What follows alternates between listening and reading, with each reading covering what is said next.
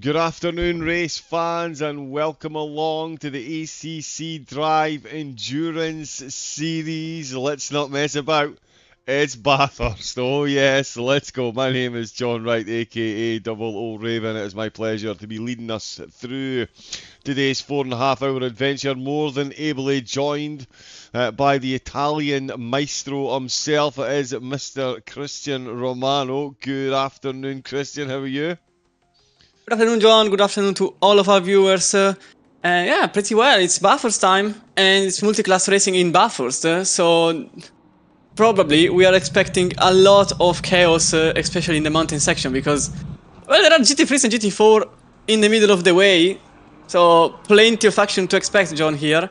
And yeah, qualifying is also about to start. So it's certainly going to be quite the experience here in the Australian circuit. Indeed it is, and it's warm as well, 37 degrees. Not so warm last time out at Brands Hatch. It was 255 competition that brought home the win in the GT3s, with Pepega in second and QRT bringing home an absolutely solid third place. Oh, sorry, my screen is completely frozen. Let me just cheat a bit and reset this.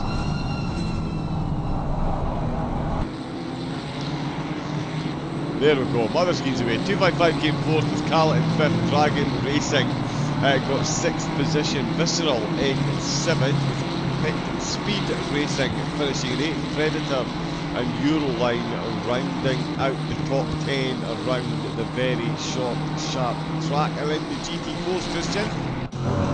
In the GT4 it was quite a performance from 4 Club. They had an immense advantage even after just 1 hour. Racing followed a minute behind, and Cali's Racing team completed in third after a lot of incidents in the way with their rivals in Apex Predator Racing team. Both teams finished 4th and 5th behind. And then play teams, Bushell's Racing team, Akibua Racing with a massive incident in the middle of the backstraight. Gurashkarnar Army, Slow Motion Racing, Celestial Sphere and Kisbet Performance completing the 12 teams lineup from last Sunday. Of course, what has that done for the standings? Well, it means Sim RC are still top of the pile in the GT3s, with Carbon Motorsport in second and Team 32 in third place. In Felix Racing currently in fourth, just ahead of Strater and Firefly in fifth and sixth. Pepega, after a good result last week, find themselves in seventh. Dragon Racing in eighth, with We Play in ninth. An Alpha Racing team rounding out the top 10, and just like the GT3s, is a fairly dominant team in the GT4s as well, Christian. Yeah, in GT4 at the moment we've got a pretty standard situations, just like in GT3. The GT4 team in the lead, the Cali Racing team, has a very good lead in front of Kalala Racing, nearly 1,000 points in front of them. 4 Club follows just behind, and then Apex Predator Racing team in 4th, 5th for Bushell's Racing team, and then everybody else follows with just around 1,000 points, with Akibua Racing, North Racing, Sunset Outrun in 8th place. And certainly for this afternoon and evening, we are probably going to see the same battle for the lead in GT4 in the championship. Probably in the GT3 field it's going to be slightly less the same, since we don't have the leader in qualifying right now. Indeed, yeah, my apologies to Christian and the viewers. I was supposed to bring up the calendar as well, so we could actually talk about where we'd been before we went into the results, but that is the calendar, of course, the whole schedule for LFM. The cut itself, of course, we've already been to Red Bull Ring, Suzuka, Spa, Kailani, Mazzano, Watkins Glen, Imola, Brands Hatch last time out. It is it's the 3 Bs for from Brands Hatch, with Bathurst and Barcelona next time out. To say that Bathurst and Barcelona are chalk and cheese is somewhat of an understatement. It is Bathurst this week. I know, Christian, you were at Brands Hatch last week, certainly Bathurst this week. To say it is it's an entirely different affair in some regards because of the length of the track, but certainly the undulations around here keep you on your toes as well. So different but similar maybe to last week's outing for them all. Yeah, in Brands Hatch you don't really have many spaces, or just like now a car goes into the wall there. That was Celestial Sphere in the GT4 field. But in Brands Hatch, the difference between this track and Brands Hatch is that it's completely narrow for the whole length, and you can't really make moves, whilst here in Bathurst you've got two different straights, actually three different straights, on which you can make passes, but conveniently on the mountain section you are completely denied any single opportunity to make a pass, since this part here, the downhill section in the S's, practically puts you in... Oh, the Mercedes is actually there, it's just the livery wasn't on for some reason. So basically in the S's you can't really make a pass, since every single chance of doing one will result in your car ending either into the wall or up in the air, whichever the one you want. But someone will probably be quite angry at the fact that lower class car will be in the middle of the way. That's certain, but I doubt anybody will try an overtake in those narrow sections. Maybe into turn 6 you've got a tiny chance. As you can see here, the McLaren just goes into the wall. That was Rambach effectively in his lap, and the McLaren behind that was following simply didn't have any space to overtake the GT4 and ended up in the wall. Indeed, yeah, we're going to see a lot of that. You said it is a very, very, very narrow track, and it is walls either side. We've seen there what the McLarens, the GT3s will certainly do when they meet the wall. The GT4s aren't quite as prone to damage as the GT3s. It doesn't mean they're going to want to spend any time in the walls. We want to talk about undulations of the track, which the GT4 made its way down. It is actually Rambach leading the way for the GT4s at the minute. And yeah, through the twisty stuff, they are pretty close. But here we can see on the straights, as Christian talked about, an easy passing point, but absolutely flies past like he's standing still. So we'll go on with his lap. We've still got 13 minutes left to go. Rambach leading the way. Calip Racing Championship winners, I think of, to be fair with the points that they've got, in second. And the Apex Predators have got their little Janetta up in third place. In the GT3s, it is still Sim-RC Insurance that are leading the way in the Aston, and Felix solid in the top 10. Solid livery game as well. They're currently in second, and it's WePlay who are currently running in third. It's a good mix that we're seeing in the manufacturers up at the top of the field as well. Christian, you are a much better driver than I am. Talk to us about the differences between some of the cars around here at Bathurst. Well, there is the BOP brought to you by LFM, which is quite different from the standard one. The LFM BOP brings a different balance of performance based on the feedback and on the lap times from all the drivers that participate in the time trials. But effectively, you can see the lack of Mustang simply because the Mustang is quite strong on the default BOP. And it's been quite nerfed because of its extreme properties in the straight, and as such you can't see any because it's been basically been given the Toyota in WEC kind of treatment. So the current car that has the most popularity is the BMW, because it's without any doubt the second best option. The BMW is a very good car in the straights. It has a great stability. It's probably the most stable car, considering the fact that it's both a front engine car and also the rear doesn't really snap. It's not very agile, but you don't really need that in Bathurst. You need stability and speed, and BMW really brings that on the table. You can also see some Ferraris simply because it's objectively the best car, all things considered. It's very fast in acceleration, not the fastest because of the turbo lag, but it's the best in the brakes.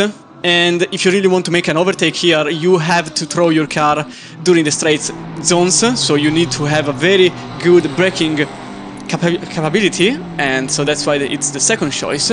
But also you can see the 1000-year-old Lexus in the field. That's because effectively the car still works as it still works in IMSA and in WEC. It also works here. It's very stable. Doesn't really bring the most top speed, but it's very, I would say, user-friendly, because you can really set up the way you want, and it simply behaves every single time. The only real exception here is the Aston Martin, brought to you by the Simmercy Endurance by Barvinia, the 101, because they are the only ones on an Aston, and usually they simply bring results because they've mastered the Aston Martin. In GT4, well, it's not really a news that we just have Mercedes and only one Ginetta with a 404 with Apex Predators. The Mercedes is the best overall here and the best overall straight up. The entire field, bar one, took the Mercedes for their bet, and probably it will work. The Ginetta, I'm surprised the 404 even attempted to bring the Ginetta, because the Ginetta doesn't really have a top speed advantage. It has a very good cornering ability, but apart from that, you can't really find much else in the British manufactured car, and so I doubt the 404 will have a good time. And matter of fact, they are in the middle of basically nowhere. They are about 2 seconds off the pole lap, and they are not going to have a very easy race here in the Australian track. Yeah, no, it's going to be a tough one. We did notice as well, actually, that we have a Nissan in the midst as well, Christian. You've absolutely got to love seeing the Nissan making an appearance. It's such a driver's car. You really, it's such a difficult monster to drive. Massive respect from me anyway for anyone that's brave enough to drive this car, let alone around the track like this. Yeah, Godzilla, even known as Godzilla, is an ancient piece of GT3 manufacturing. I don't think there is a single team in real life that still drives it. Probably someone in the lower series, but nothing in the high tier of GT3 races. In its time, KCMG was the main team that used the Nissan, and also back in the days, it was a very good car brought by many teams and drivers. I think the age is showing on the Japanese car, and it gets driven only mostly for memes than for straight up performance. But at times, especially in Bathurst, it still gives its anger, because it's a nice car. There are people that like it, and honestly, I never drove it. But the Nissan is a good car in a straight line, and pretty much just that. It doesn't really corner that well, but a lot of drivers from time to time use it.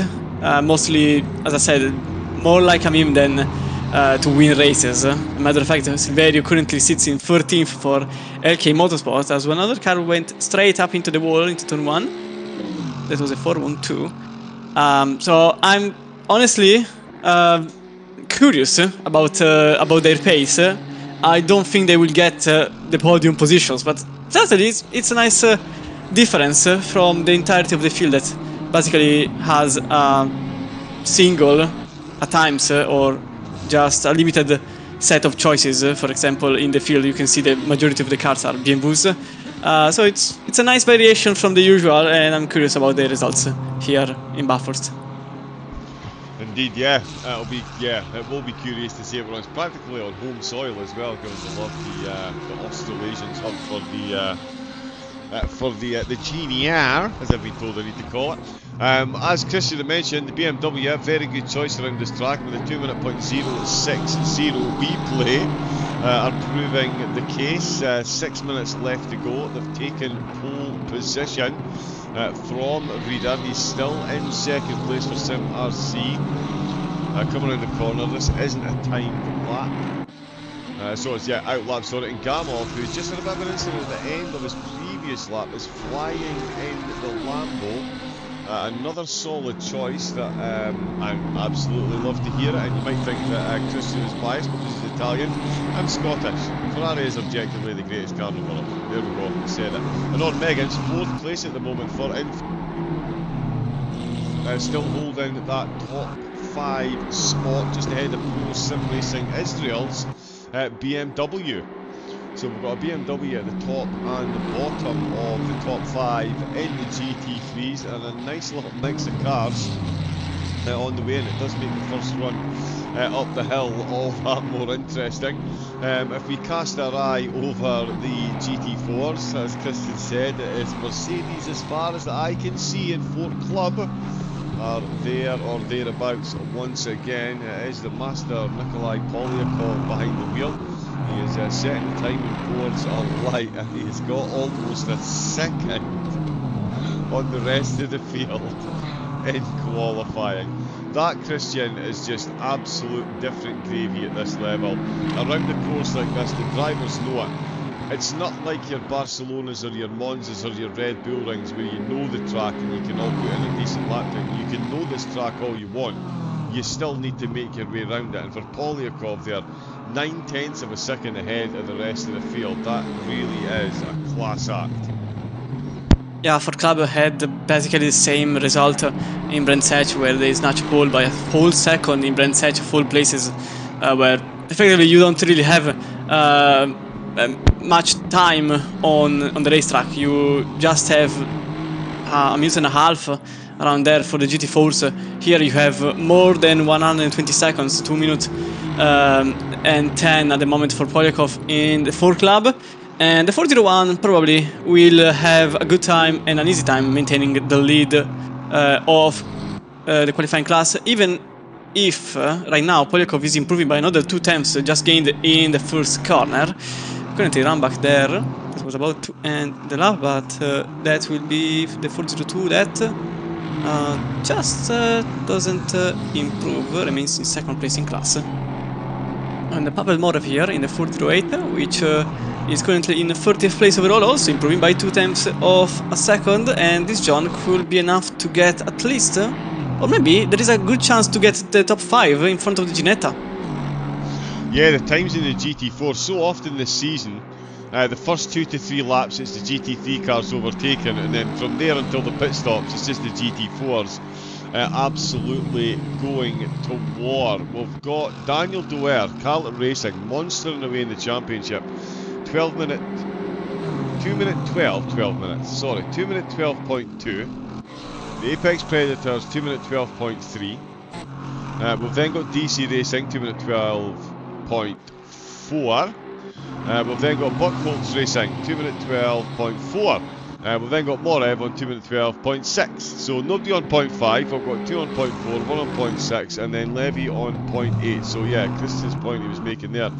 A couple of tens could see a rapid rise up the running order, and in fact, Carlton Racing's 2nd car, 2 minute 12.010, and ooh, very bad luck there. Oh, sorry, what did I miss? Reader was improving by a tenth, and unfortunately he encountered some GT4s in the middle of the way, so he will not improve this lap, and he was bound to be in pole if he would have concluded this lap, because he is only 47 milliseconds off pole and he had to back down.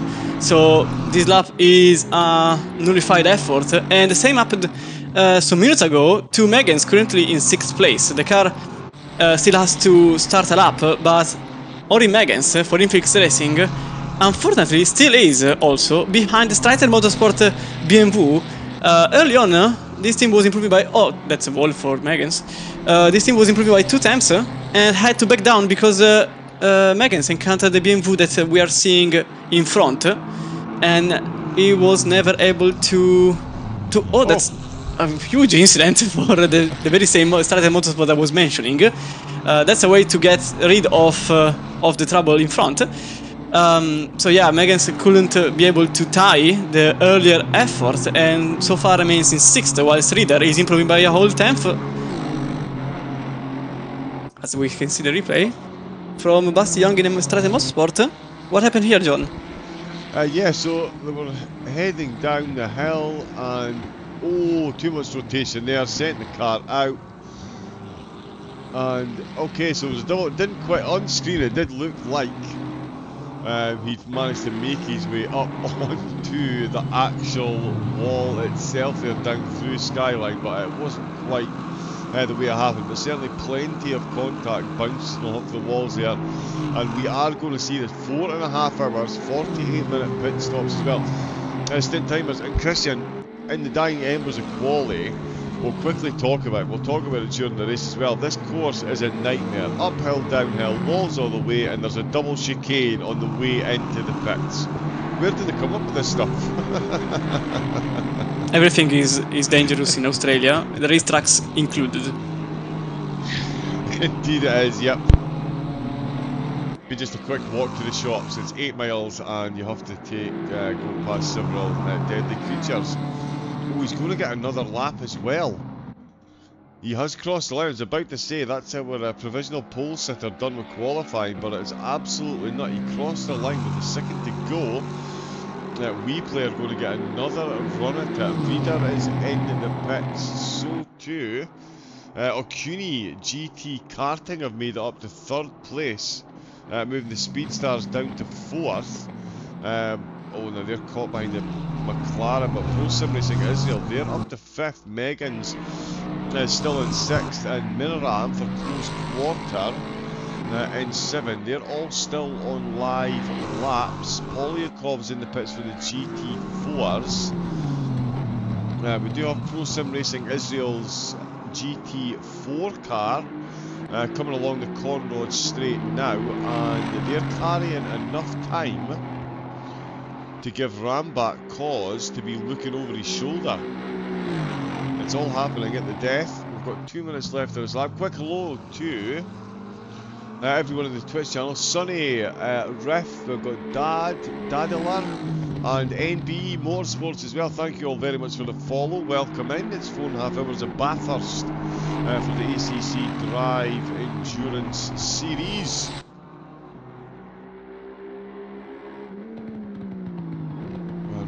Vicky here is only 2 times could it be enough? Oh yes, it is enough to gain 1 place. He gets 2nd place, and I think he jumps a row. No, yeah, he does. Yeah, he does. He goes from row 2 to row 1.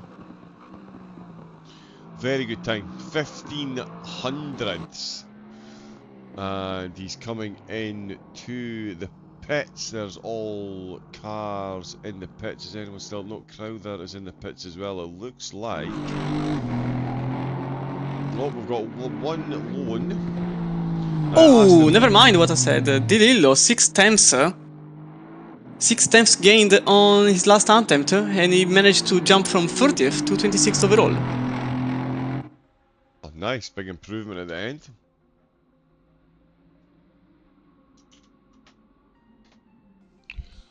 Right, let me grab up the quality results. The cars are gridded up. They've got 4 minutes to go.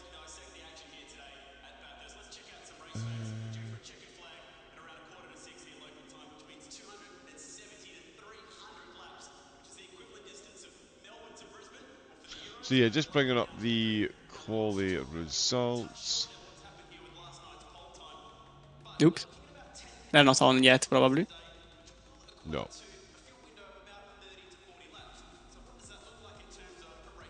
There we go. Yeah, as Christian and I have discussed, or certainly Christian has, he's given us a quick rundown of the cars as well. It's going to be a phenomenal race here. We haven't even talked about we haven't fully talked about the traffic that the cars are going to encounter as well. There's no need to have that conversation because we only need to wait 3 laps into the race and then we will pretty much be there. There's going to be quite a few coming into the garage, coming into the pit stop at the end of the first lap as well. And that 48-minute stint, the opening stint, Christian, in this one, absolutely vital, but not race ending if it doesn't go well, given the nature of the mountain and given the length of the race that we've got. So very much a catch-22. You want to get yourself a good start, but even a bad start here, you can still find yourself with some decent recovery. Well, the main issue is that many teams probably didn't really go as fast as they could because of, well, the other class being there in the first place. The GT4s were on a lap themselves, and so if you encounter one that was on a lap, you couldn't really do anything about it. I'm focusing mainly on the 105 that multiple times I saw it going green and then having to stop because of other factors. So these kind of teams will have a different strategy. Usually you tend to go as long as possible and then to do your final stint as short as possible because you really want to have the better tires at the very late part of the race. But here we are in Bathurst, and effectively there aren't many overtaking spots. There are only 4 maybe, if you are brave enough, overtaking spots. And so you can really dive in fully on the positioning of your car. So having track positioning is better than having raw pace advantage over the other cars. So probably we will see a couple of teams going for an undercut in the very first stint, even if they take damage. That could also be a possibility. But if so, they will go off sync, and it's going to be quite interesting for those teams that may choose to go for the undercut. Not completely viable, and depending on the gap you've got, actually detrimental to your race. But that could happen in a 22 cars field, as we can see. Okay, maybe not. In the 22 cars field in the GT3, and there are 44 teams in total. So we got 12 teams in GT4. Indeed, we do. Yep.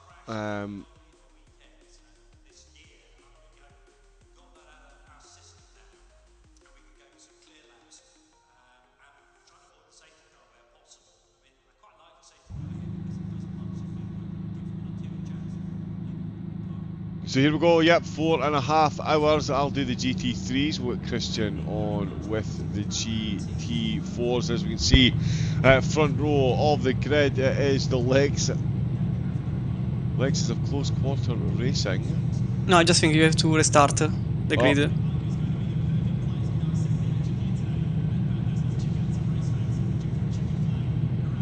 There we go. We're up and running. It is WePlay, of course, on the front row in the BMW.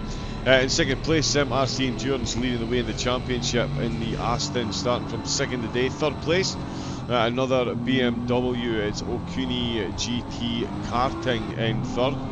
Fourth place is the Speedstars in the Lamborghini.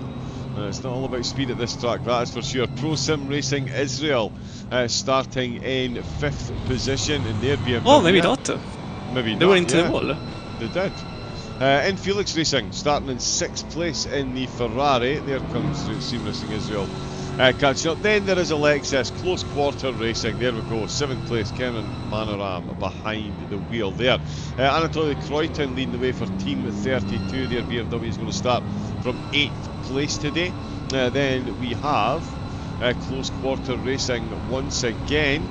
Raglan behind the wheel of their Lexus in 9th. And rounding out the top 10 is Pit Speed Racing in the Porsche. That's quite the quality effort to get a Porsche up there. Mike Swatko for Slater Motorsport in the BMW, starting in 11th place. We've then got the Apex Predator Sim Racing, their AM team, starting in 12th. Not bad for an AM team. Goltsev in the Ferrari, the Return to Garage Racing team, it's a great name, in 13th. With Strater Motorsport, second car in the top 15, 14th for their BMW. Martin Smith for America United Racing in the Merc, starting in 15th position. And the Nissan making its way up to a mighty 16th. Let's see what they can do in the race. 17th. It is Lusitania by PT Pro in the Ferrari. They're ahead of Team Purple Deluxe in that Deluxe Purple BMW. 20th position for them. Now this is saying that Strater's BMW in 18th. I think we've got a bit of a think in the matrix there. The Bentley is starting in 20th place, I believe. Then we've got Reese Krauser for 326 Esports in 21st. Andre Robinson in 22nd for Fusion Racing Team. Then it is the GT4s, Christian. Our club starts in the lead in 23rd place in the 401, being followed by another Mercedes. Racing Racing will be in the 411 in the 24th place.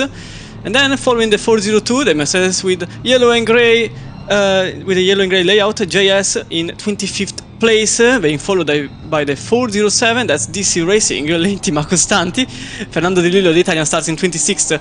Matty Hughes for Apex Predators Racing Team, bit in the middle of the pack, 27 for them, or 15 class, with the brothers in the Calit Racing Team Mercedes number 406. The 403 Mercedes, the sister team, Calit Racing Team, but this time 2 men driving it, 29th place for them. The 405, that's Buschor's Racing Team, the fully German team, starts in 30th place, 31st for the 408 Return to Garage Racing, sister team, but in the lower class. 32nd place for Racing Racing in the 410, and finishing the field, 2 GT4s, the Celestial Sphere Mercedes-Benz number 412, being driven by Makoto Kobayashi, and actually an Aston Martin, the SL97X, being driven by Loic Tenitri, 34th and the last place in class for them. For him, rather. Yeah, all so, John, 4 runners and riders. Sorry, Christian, yes, we're coming up to the last corner. No, I was giving you the word, actually. Oh. And there we go, both of us overly keen to get this one up and running, and it's absolutely no wonder. 4.5 hours for round number 8, and it is a BMW dominant field, chased down by a couple of middle engine cars, and it is foot down, flat out, flying into turn number 1. Oh, the Lamborghini's been absolutely caught napping there, and the BMW's got him banged to rights. I tell you what, it could be 2 for the price of 1 Gamov. Coming under increasing pressure along the mountain straight. This is going to be an interesting right hand turn. It's a good breakaway by WePlay, but of course Gamov, as we saw, lost 1 position already for the Speed Stars, and it looks like he is going to defend this one off at the Quarry Bend. That is very nicely done. Looks like Polyakrov's got a very good start, but he's under serious pressure, although Stefan quick to back out with that one there. Didn't want to be on that inside line, so Polyakov holds on to it. It does look like Matthew Hughes has got an early move done. Is he going to be able to hold this one through the cutting? He's going to be around the outside. Not a bad place to be, and he does manage to squeeze the car in front very nicely there indeed. The top 4 still running, as you were in fact. Sorry, yes, so Gamov and Koroshavin did start 3rd and 4th. Megan's is up a spot. It's actually the Pro Sim Racing Israel team that were looking very strong in a couple of corners now find themselves down 2 spots. Anatoly Kroitin as well from Team 32 found lagging at the start. He is down 3, but it is looking like a very solid opening lap for the vast majority of the field. Certainly for our pole sitters, WePlay ain't playing at the moment. They have had a phenomenal opening lap, kept it very clean and very quick, and I think they've just about broken the slipstream to the car behind. That Aston Martin is not gaining much ground at all as they head into one of the heaviest braking zones in motorsport. Listen to that squealing brakes, 34-degree track temperatures as well. Look how much better the Aston Martin is through the corners than the BMW. He's been found absolutely wanting there. After me praising the opening lap for WePlay, the Aston Martin ain't here to play either. Out of the last corner, he is absolutely nose to tail. There's a tenth of a second between them at the end of lap number 1. Long may this continue. Early quick. Oh, Croydon with the yellow flag. There's a side-by-side behind him as Aid Frustrated Motorsport falls up the inside of the Apex Predators. Are they going to hold on to it on the way out of Hell's Corner, which I still think should be called Forest Elbow, the other way around? That side-by-side, that's very good, Christian. What an opening lap of fun. No one dropping more than 3 places, and the race leaders in both classes just about managing to hang on from some early advances.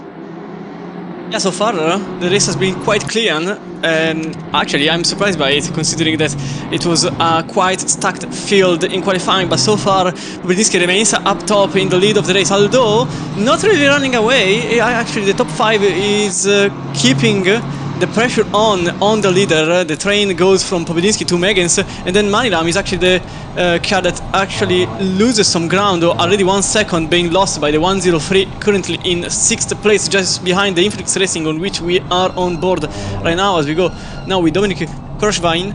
That's the car in 3rd, and just following the CMRC endorsed by Barminia, the 101, which is the leader of the championship, currently in 2nd.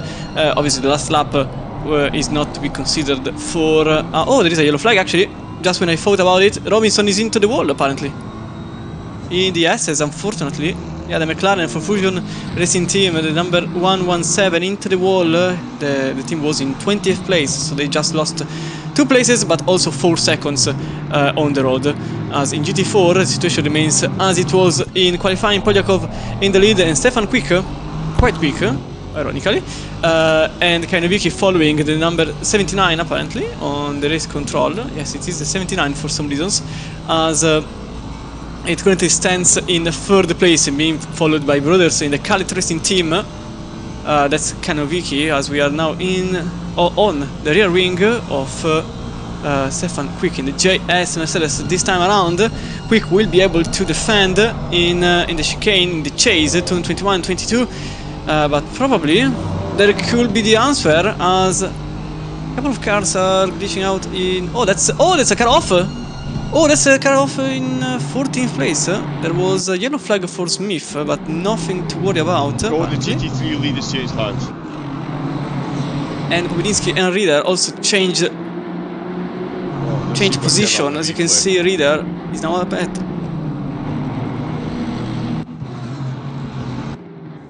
This was the overtake, maybe, on Rieder's side in front of Pobedinski in the 102. Was it a mistake in the last turn, or was it into turn number 1? Apparently the CMRC Endurance tried to go for a move into the last corner, but more likely it was into the last part of the first corner, a 90-degree angle left-hand side. As you can see here, the BMW goes slightly wide into the apex, and it was a very easy overtake for the following Aston Martin that had the top speed advantage after exiting better from turn number 1. So John, this could change a couple of things in the high speed chess, as Rieder has already built a gap 7 times up on Pobedinski, who is now actually in danger of losing the other position on Korshevin, and Gamov is actually very, very close. This could actually be a move from the Lamborghini lineup that goes into the elbow and then into the chase as we go into the front splitter. Into the 109 it goes, but it doesn't overtake the lime and black BMW. It remains behind the M4, and this could also be postponed to the next lap, John. Indeed it could, yeah. This is exactly where I was going, just as you were about to hand it to me there. Yeah, that was my thought process. Can Pobedinski now fend off the battles behind, because that battle did cost them both time, going side by side. Of course, Rieder has absolutely made the most of that exit and got himself a bit of a gap. Pobedinski, no such luck though. He has been thrown firmly to the wolves, and he is not far ahead at all of that BMW. And we'll look ahead, we see the Aston Martin sailing off into the sunset. Gamov looking very quick as well in the Lamborghini, that is for absolutely sure. And Megan's not keen to be left out with this battle either. Sorry, let's get front splitter, there we go. As you can see, the Ferrari all over the back of the Lambo, so yeah, 2nd through 5th, incredibly close. Still all running very well in the GT4s as well, certainly as far as Nikolai Polyakov. I mean, there is the view from his rear view mirror. Can we get a look in his rear view? Yeah, there we go. Well, you can't even see the rest of the field already. That is the level of pace that Polyakov has behind the wheel of a GT4. The rest of the field, believe me, the rest of the field are quick. It's just Polyakov is a different breed. He is a different breed behind the wheel of those things. And much like the GT... Oh, the car is into the wall. The Mercedes into the wall, into the chase. There was Smith into the wall. They were fighting for position. Zlatko's train effectively created a bit of a mess, and the Mercedes went straight up into the wall. That was Smith in the 119. Unfortunately, now he's in 15th place, and he was just behind in 13th. As you can see there, slightly up front. The Mercedes loses the rear end of the car, and crashes into the wall, and then there is another chain reaction behind. The whole train is being led by Svatko that lost the position on Kritin, and now you can see Godzilla's car, effectively being known as Godzilla. The Nissan GTR takes the position in front of Smith, and that's Silverio now in 15th. And also the Mercedes loses another position by going into the grass, and maybe even two, as the Bentley also tries an overtake on Smith, who unfortunately had worst fate as he goes into the pits, actually. Oh, that's actually another car. That's Svatko. That's Svatko into the pits. Apologies. So I saw someone tumbling down the order. It was Svatko into the pits, probably to repair the car, because there was a temporary glitch there. Something went wrong. Oh no, Svatko. Sorry. Yes, my apologies. The Mercedes disappeared off screen and then appeared into the wall. I'm not sure what happened there. Let me see. I will report for duty. That was very strange. Yep, there we go. Something's definitely going on. Right, yeah, Christian will do a quick bit of investigating. No need to investigate what's going on up at the front. Sim RC Endurance very much doing champion things with a solid lead, considering how recently it was they took that lead from Paul Wadinsky. He's still got another BMW there. O'Cuny have had a great start to the race. They've managed to hold on to their third position along with Gamov in fourth place, but certainly they are closing that gap. They're keeping well in touch, it is safe to say. So too is Megan. So we've got a close quarter in sixth place, of course, taking a position from Pro Sim Racing Israel, who now find themselves with potentially another position going to a close quarter car, as Marshawn Ragland in the Lexus sends it up the inside, beautifully done at the end of the Conrod Straight and into the chase. Yep, he has got that done and dusted, so that is in fact another spot down. Oh no, it's not, and it's straight back again. As I looked over at the timing tower, he's put the Lexus on the grass, and that has brought the Porsche up.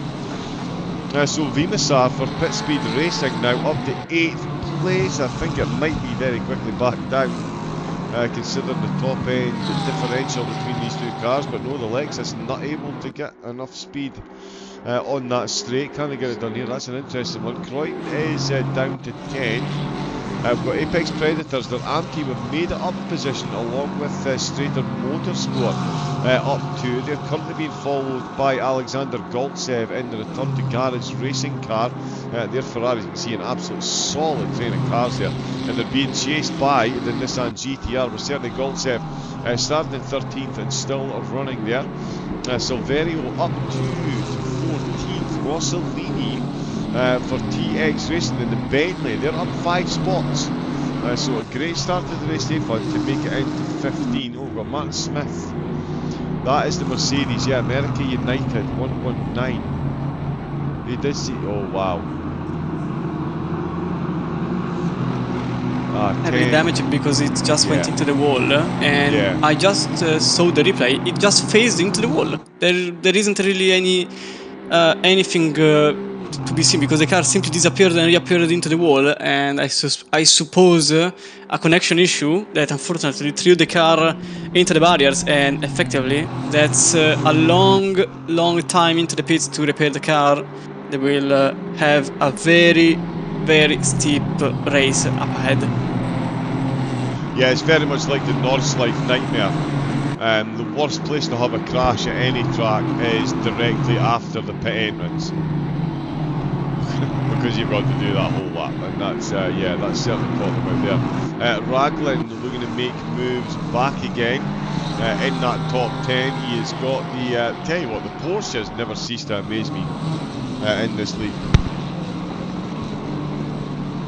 The Aston drivers, they just get good at them. Some of the laps to get out of these Porsches, absolutely incredible. Ragland chasing down Vimasar at the moment. Vimasar already up 2 spots after a very good start.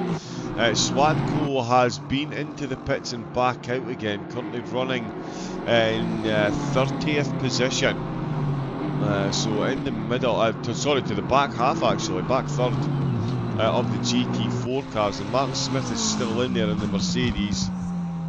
It's a lot of damage to get repaired, quite clearly.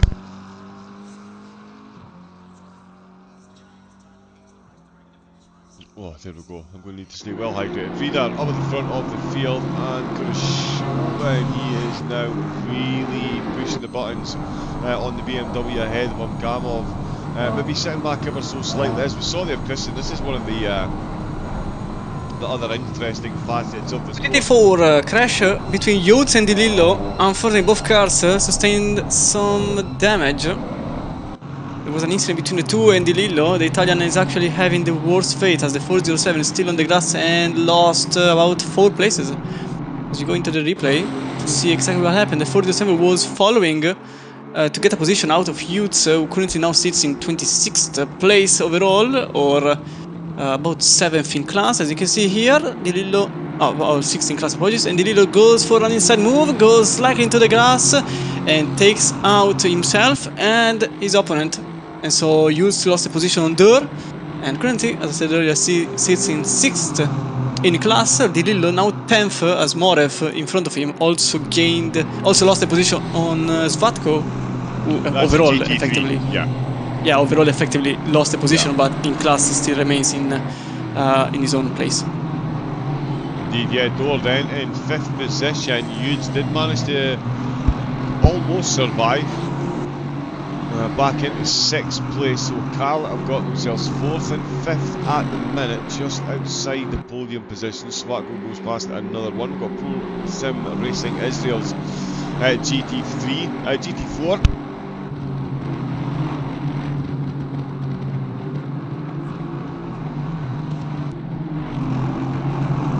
Oh, apologies, I've got a terrible tickle in the throat. The GT4 car doing much better than their GT3 car.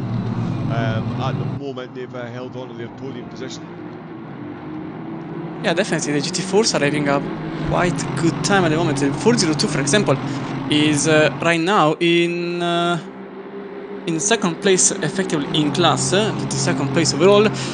Kanovicki only 8 times behind. The last lap it was a slightly quicker lap for Kanovicki in 3rd in class.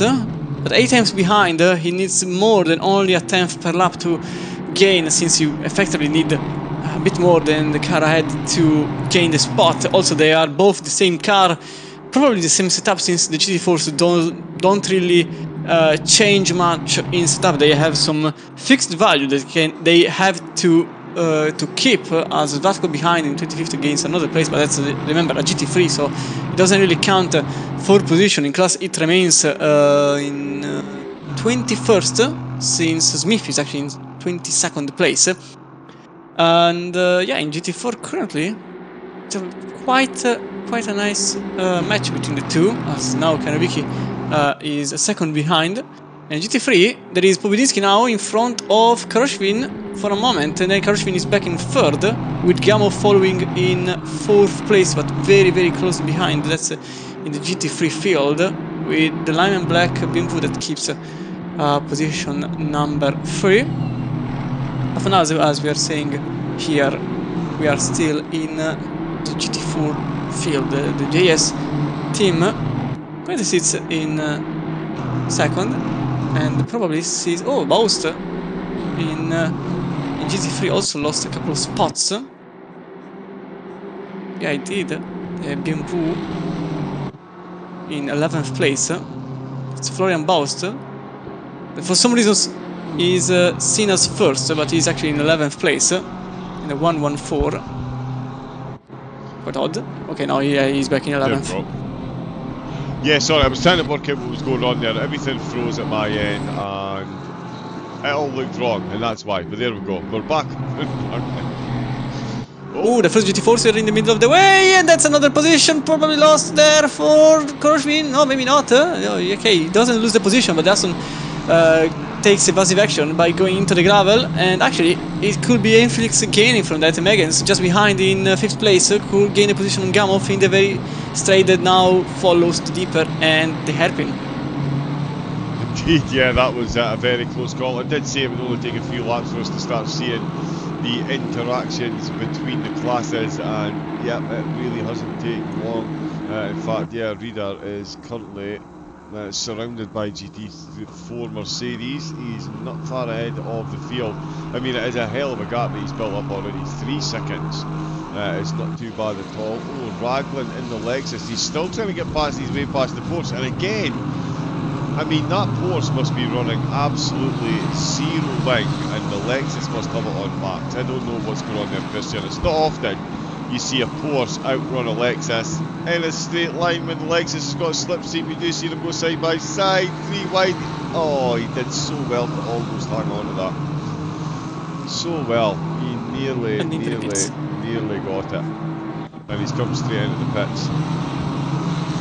Yeah, unfortunately the Lexus, ironically, the Lexus is the car that had the best top speed, 288 km per hour, and then you can see here, avoiding the GT4, the Porsche was a bit too confident in itself, and Raglan tried his best to avoid the wall, but unfortunately contact happened and he threw himself into the pits for close quarter racing. That's a very early pit, and I'm not sure they will be able to save a pit stop because of the 48 minutes stint timer. I should go with my calculator because right now I'm not entirely sure, but if he goes, let me do a couple of counts in the meantime.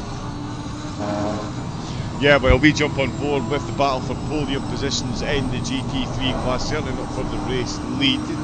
They've got that sewn up at the minute up at the front, but certainly with Speed Stars, Yevgeny Gamov absolutely hunting down the through skyline, the 2 BMWs. Certainly the drivers will be grateful they're in the prime choice machinery because it is getting very close. And Megan's certainly not to be left out of the picture and almost picking up a BMW badge as he heads through Forest Elbow. What has that done to his exit? Oh, the Ferrari not able to close the gap given the closeness there. Something I was actually going to touch on was the fact that you don't have to make a mistake around here. Someone else can make a mistake, and the concertina effect can be absolutely catastrophically huge. 7 cars, 8 cars back. There we go. Another GT4 was passed. Yeah, all 4 of them make their way through. Reader looking to complete another lap thick in the GT4 traffic as the 2 BMWs chase their way round to end lap number 10.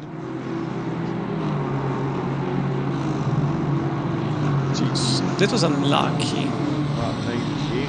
Oh, we've got an update from Christian.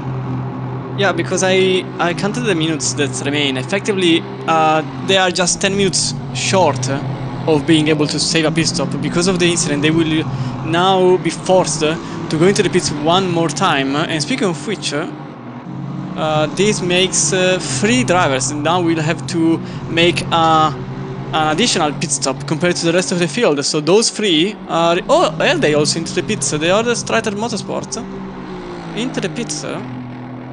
Tremendous day for STR, because now Erde in the Ferrari is also into the pits, and so even that team will be obliged to go into the pits one more time. So not a good day in the office for Strider Motorsport currently. No, that is not the start that you need. I did say you can have 2 types of start and both could be recovered from, but maybe that's just a little bit too early.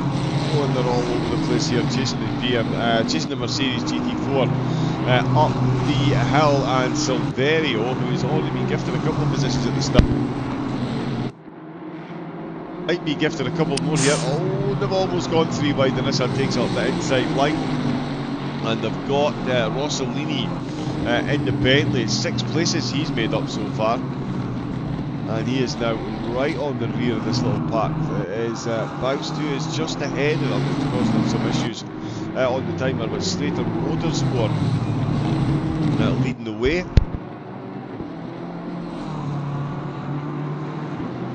As a train of GT3s come round the outside of the GT4 through Forest Elbow, just where you want to meet extra traffic.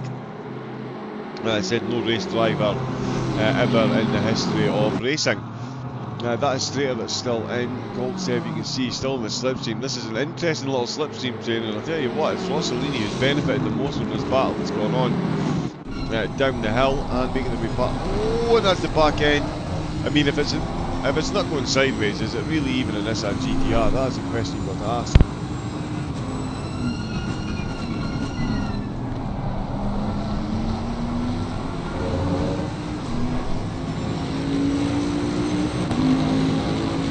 analyzing the situation at the moment, puts Goltsev also behind, also in front of Rossolini. We are now in the Bentley's hood point of view, and we can see now the Nissan getting overtaken now by the very same Bentley on which we are on. Now from the helicam you can see there Godzilla goes into the inside, trying to defend the position, but that's still side by side between the two, and also the BMW from behind. That's Crofer in the 118, although with a silver number plate that doesn't really change the classes.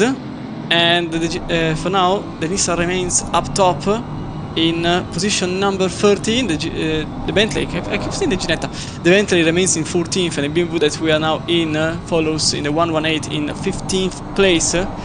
This train effectively goes from Goltsev now, since he changed the position. We're riding from Goltsev up all the way down to Croter. Croter is actually the finishing position of this train, which will evolve probably until the opposite stop. And now we are here with Megan's that goes into the inside line. That's inside Gamov's line as the Ferrari and the Lamborghini slightly touch, and that's the Lamborghini number 104. There's Gamov on the inside. He remains there into the chase to number 22. And as it says here, John, it remains like this. The Lamborghini is in 4th, and behind is still another fight. A lot of fights going on at the moment, just prior to the first pit stops. Indeed there is, yes. Thank you for covering me there. The tickle is here. Do love hay fever. We've got more follows in the chat. We'll get to them in a moment as well. But yeah, the battles are coming absolutely thick and fast, and the GT4 traffic is spicing it up perfectly, certainly from our point of view. As we do fast approach the first round of pit stops, we're just over halfway through the opening 48-minute stint for the team. We've already seen 4 cars into the pits. Martin Smith has lost. The American United Racing Team, they somehow phased into the wall. They went full Star Trek Voyager, and unfortunately they boldly went very firmly into the Armco barrier, which sent them into the pits. They were stationary for almost 2 minutes, so a fair bit of damage. And they did complete the entire lap with the damage before getting into the pits. So yeah, it was a compound of interest on the damage. Oh, Megan's is having another look.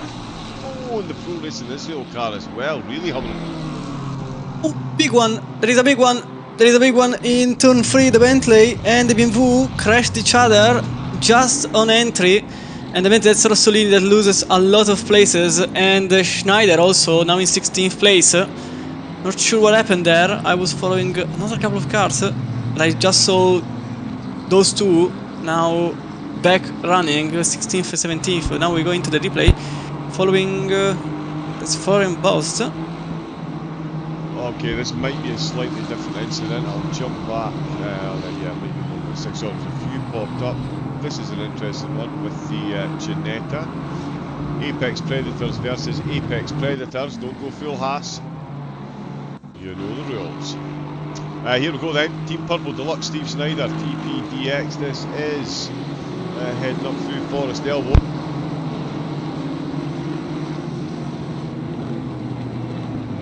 Yeah, probably the BMW had to... Oh, they had to all to slow down, that's why.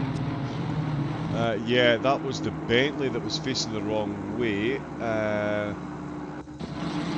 Here we go. Yeah, Rossolini unfortunately had some issues. I wonder if it was for the GT4 ahead or it was self-inflicted. No, it was actually a contact between the two cars that led to the Bentley sliding into the inside wall, and the BMW behind, that was Schneider, couldn't be able to brake in time, and unfortunately now the Bentley finds itself in 17th place. Schneider, he is now in 16th. He is, yeah, and we will have to leave them there to do that battle because Megan's is not done. It's the battle of the mid-engine rear-wheel drive cars, just on the edge of the top 5, the podiums. Have all got their engines slung over the front wheels. Not these two intrepid pilots. Every single time you come across a GT4 car around here, I think to myself, that's really not a good place to meet a car. But that's just the nature of this track. I do absolutely love driving here though, although I will say this corner here I cannot get the 296 to stop without the back end stepping out. That is the level of talent I have, unfortunately. But these two absolutely getting it done, and there's so many facets to winning an endurance race. You've not only got to be quick, clean and consistent, you've got to be good through the pit stops, you've got to be able to use the traffic, and it looks like he might have done it this time as he got himself side by side. He has indeed. No, he's not. He's had to pull back in the Ferrari, not got the oomph when it pulls out of the slipstream. Thought about the move up the inside, or just stayed out the slipstream to not carry too much pace into one of the heaviest braking zones, as I said, in the entirety of motorsport. Especially at 34 degrees, the tyres are going to be a bit cosy. There's the Lexus still ahead of the Sim Pro Sim Racing Israel BMW. They've lost a few places, but they're certainly keeping in touch with Manor. Megan's is certainly keeping in touch with Gamov. Thomas Radar, he's probably keeping in touch with his teammate Lucas Road. Yeah, if you don't know Lucas, you soon will. Unless you're in the race, because he's going to disappear. Pomatinsky is a second behind Koroshavin. So certainly from the start, no, we've got Megas has gone past. He's got it done into Forest Elbow. We're going to jump straight back on a replay of that and hopefully catch it. Yeah, it was done into turn 2. Now we see the whole action leading to turn number 2 into the S's here. It's a bit of a tricky place, because usually you arrive at that nearly 290 km per hour and you have to brake and also stay clean of your opponent.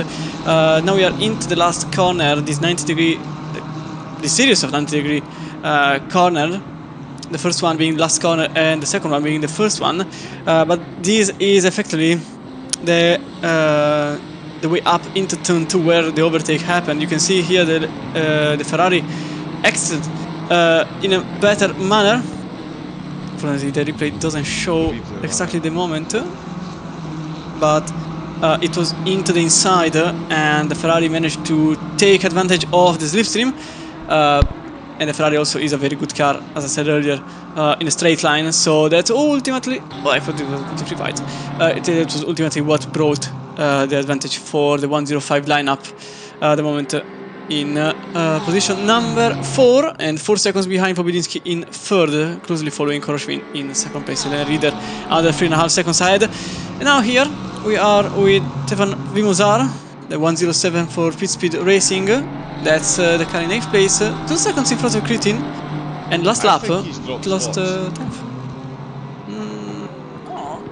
Was he not ahead of the Lexus? We were not just talking about the Lexus chasing a Porsche. We were. And Berezovsky was... Yeah, that was maybe a couple of laps ago. In fact, it was probably even an instant. There's been quite a few going on so far. Schneider for Team Purple Deluxe has tumbled down the order, picked up some damage. He's going to make some places back. He's got McLaren that's had a few issues ahead of him.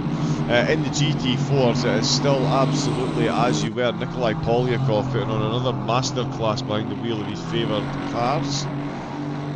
And he is comfortably in the lead, 25 seconds after only 14 laps.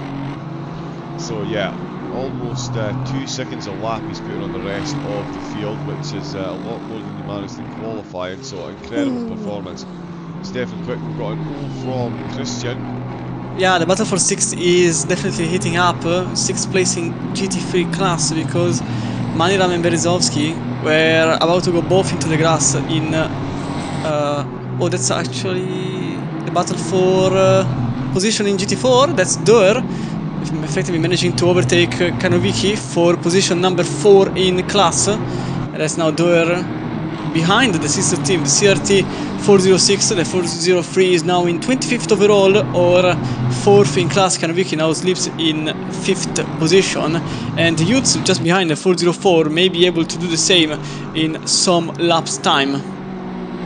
Indeed, yeah. I do think one of the McLarens here had a bit of neck for it, was showing us sideways, so I will check and see who that is. Schneider with a yellow flag.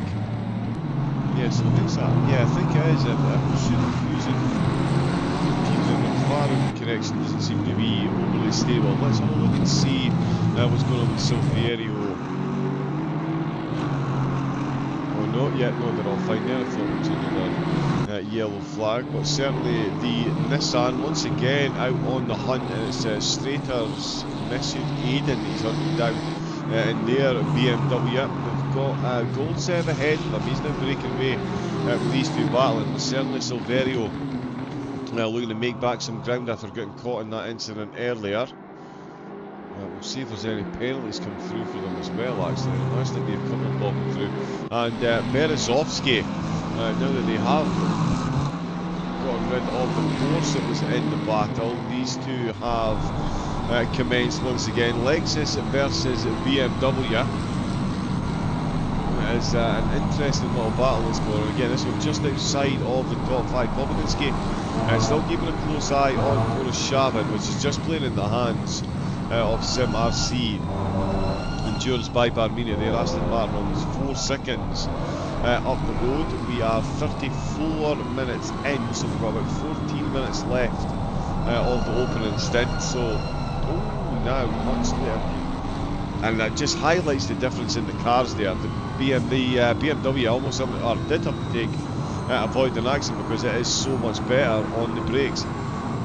In some of these car situations, it can almost look like the drivers are brake checking one another because some seem to brake so much earlier than others, but that is 99% of the time that really is down to the difference in the cars, and there is huge differences in these cars through the different corners. It really does make it a fascinating prospect.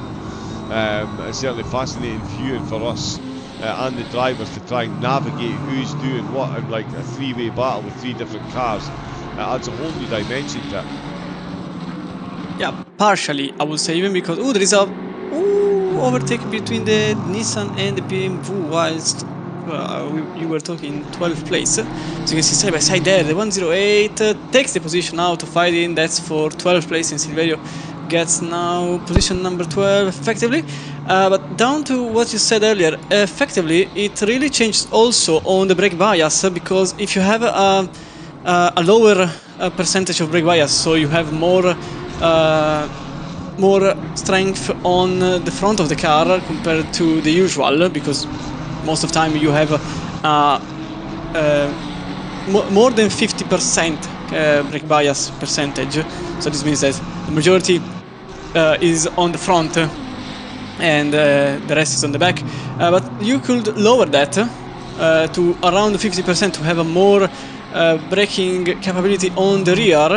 That effectively could shorten your braking distance if you use it correctly in certain points. For example, here in the hairpin, which we are just getting through, if you have a very high front brake bias, the ABS actually makes you less able to brake in time compared to a more lowered kind of balance, because the ABS kicks in less, and so you are able to brake more if you are able to kind of work with it. So it also depends on the brake bias, not by much, obviously it's marginal, but depending on the brake bias you could also brake later or earlier, also depending on the way you drive and how much ABS you got. The braking distance could vary, so it's not everything because of the car's capabilities, but also because of the driver's capabilities that may get in the way, let's say, quote-unquote, in the way,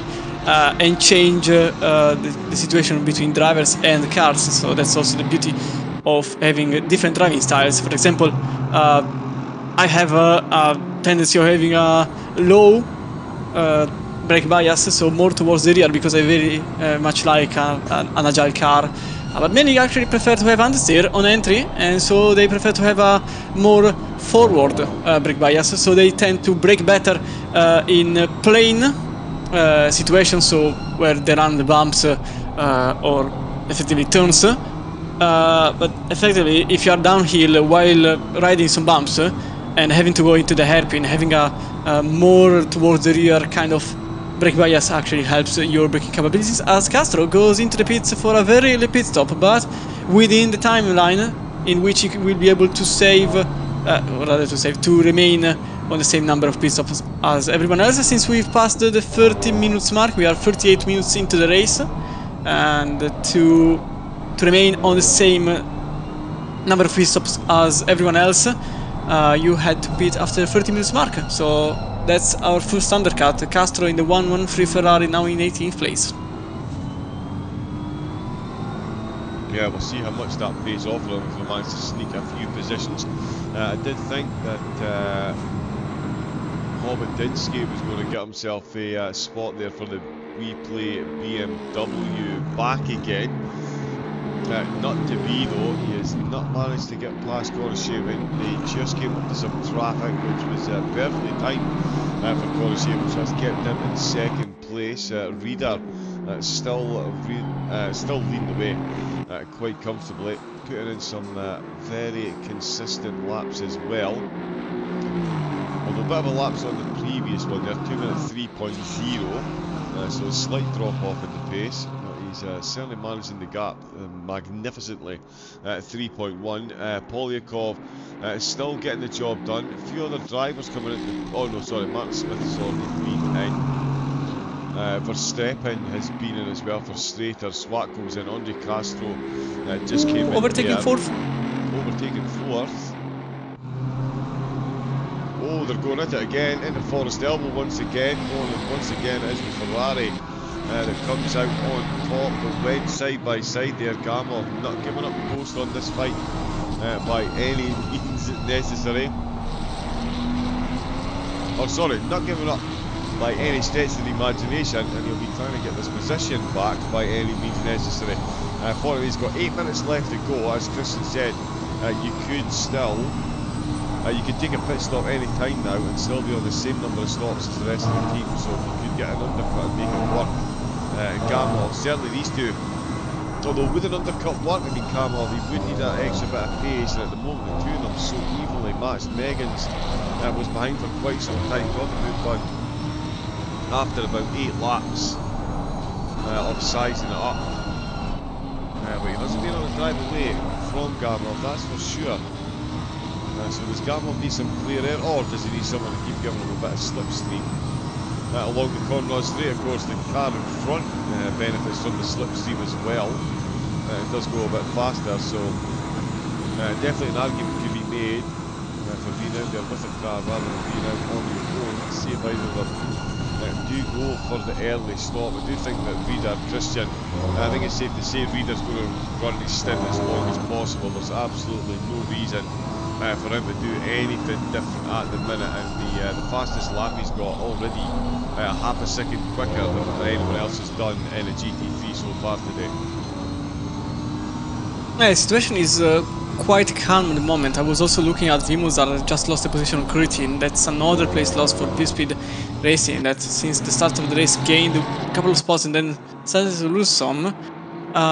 So yeah, the situation at the moment between Megas and Gamov. Gamov is still chasing the 4th place, and as you said, the undercut is now possible since we've passed the 30 minutes mark. Probably, looking at the time at the moment, the relative time for Gamov, a pit stop is around 60 seconds here. And at the moment, I'm looking at the closest car there. He will end up between Rossolini in 15th and Polyakov in GT4. So at the moment, he would have 8 seconds of clean air if he pits now, Gamov. He could undercut, but Megan's will probably answer straight up immediately, and Rossolini is about 7 seconds in front of the duo if they think pitting is an idea. So all effectively depends on when and if they want to act, even because the time to act is actually short. In 6 minutes time the pit stop has to be made, and so if they want to make an undercut, sorry. Oh, there is a yellow flag. That's Kanovicki. Oh, Kanovicki lost every single position he had. He is now in 44th overall in the hairpin that we are just now about to see, maybe? No, the car is already back running, but that's Kanovicki now in 44th and last overall. Terrible situation for the team number 79. Yeah, Pro Sim Racing Israel. They were running on the podium. So let's see if we can. Oops. 79. Oh no, it might actually have been prior to this as well, so there is another replay that, oh, in fact, no, they've had quite a few. Yeah, I think they've picked up damage and then it's just been compounded, so this is second and third. Oh, going through, he's put it right into the wall there. Just trying to politely get himself out of the way. Let's see what's happened. This is in the final corner.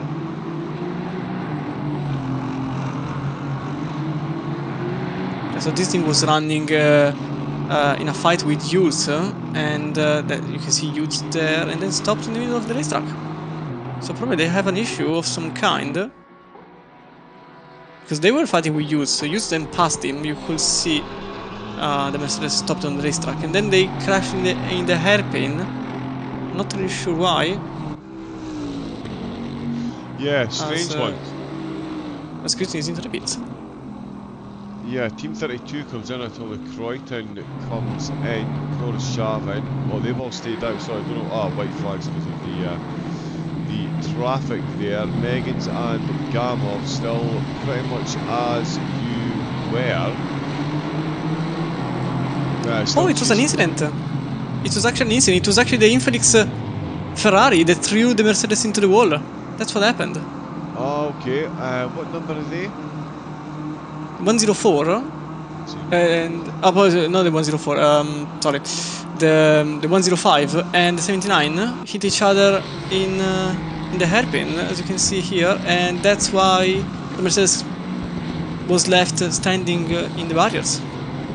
Okay.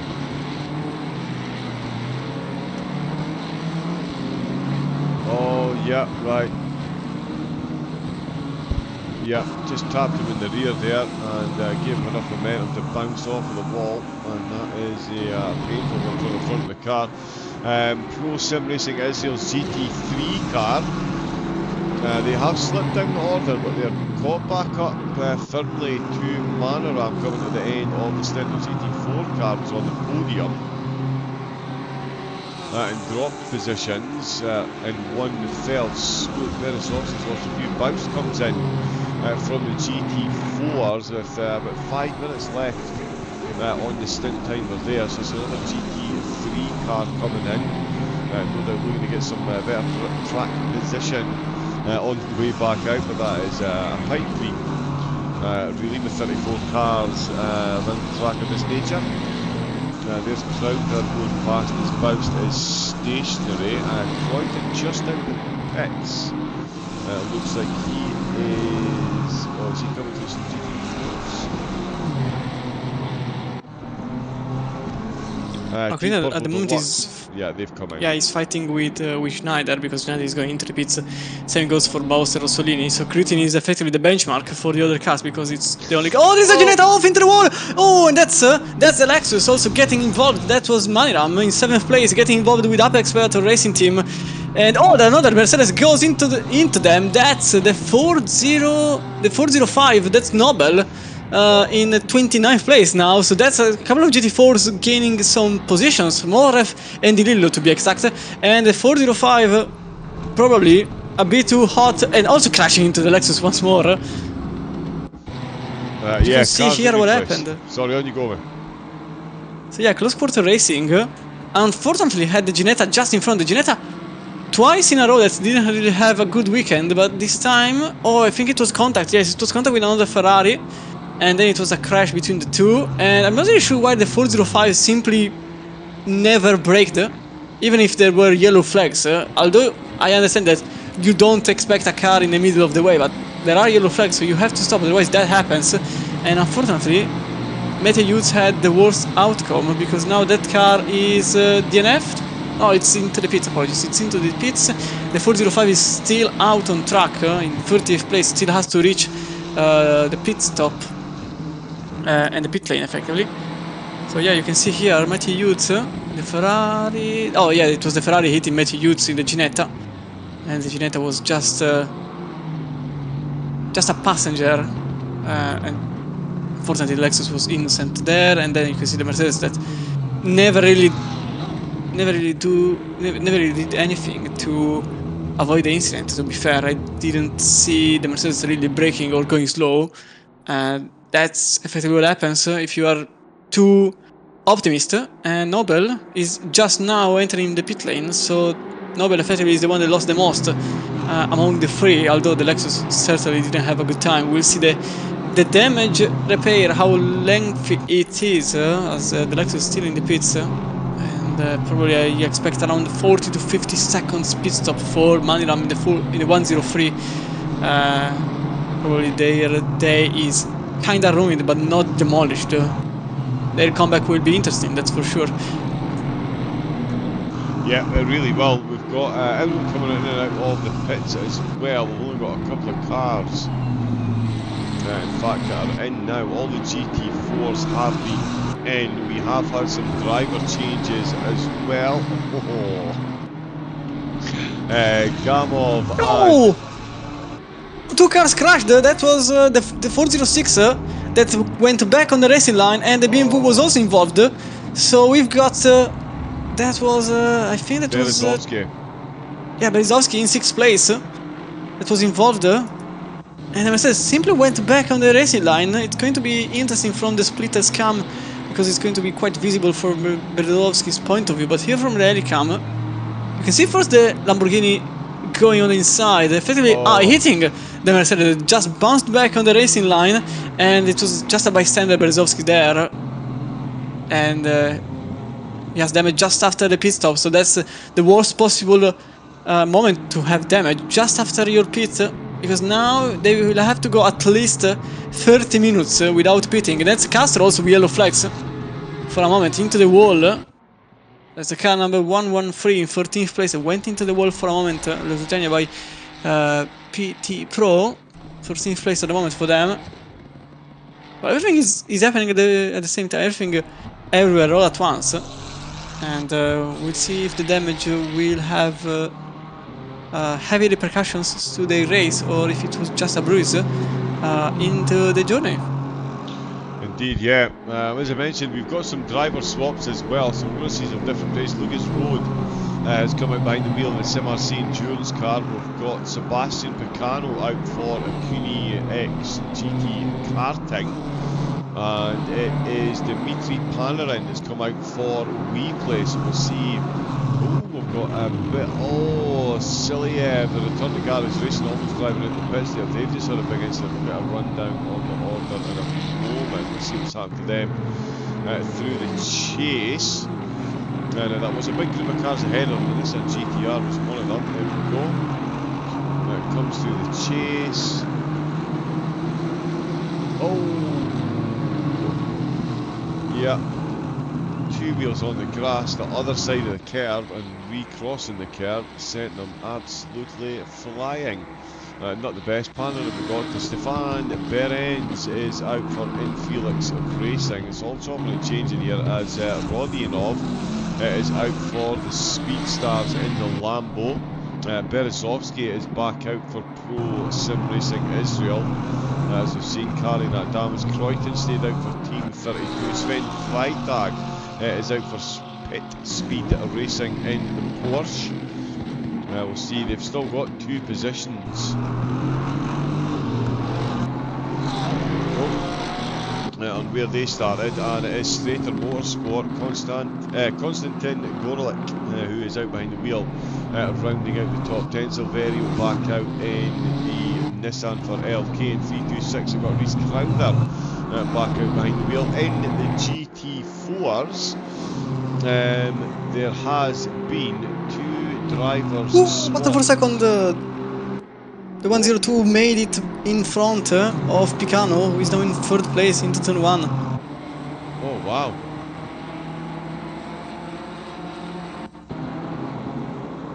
Let's have a look at this one. Yeah, so coming from way back then, so Picano, is he on some kind of incident? It's not easiest to see with the trees. Let's get look from here. Hopefully we can we'll go for Helicam. So coming in the chase, and to be fair, he is fighting back. He's still within half a second. That didn't look too egregious through the first part of the chase. Then on the exit, absolutely as solid as a rock. As he missed his brakes at the last corner. absolutely none the wiser, Christian. So yeah, he missed the braking zone on the last corner, and then Panarin had a very easy time into turn 1, just threw the car into the inside. Picano probably still getting used to the car's capabilities, because it was not really.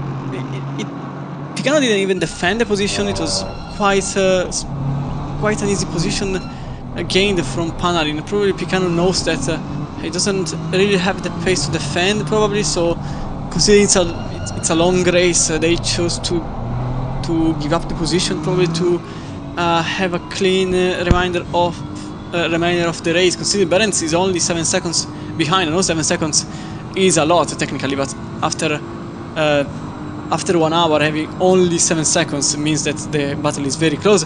Here instead we are with Berezovsky, that doesn't really have a front end anymore and gets overtaken easily by Krutin, that has a full pieced together car, and Krutin is now in 6th place. Last lap for Berezovsky, for your knowledge. You can see from the bottom right corner, but into the 0 force, so the car is definitely damaged, going 2 to 3 seconds slower per lap, and honestly it's better to pit at this point, because you've got to go on for 24 laps in your stint, about 23 to 24 laps, and losing 2 seconds per lap means you lose 48 seconds in total, so they have to stop, otherwise they will lose more by staying out at this point.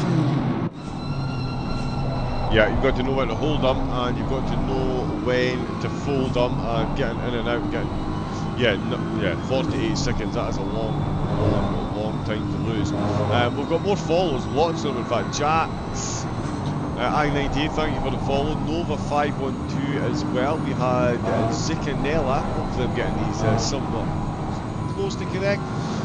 Scuba Carl, we've got Kyobi, Yaya as well, and Superbo 718. Thank you all for the follows here at LFM. Hope you're enjoying today's race. It's round number 9 of the ACC Drive Endurance Series, and we've got more action taking place up at the front of the field. Almost at the front of the field.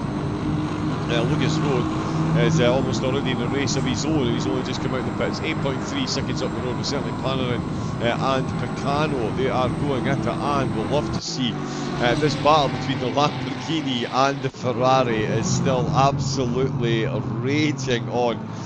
For the longest, for the majority of the first stint, it was the Lambo that was fending off the Ferrari. He did manage to get it done after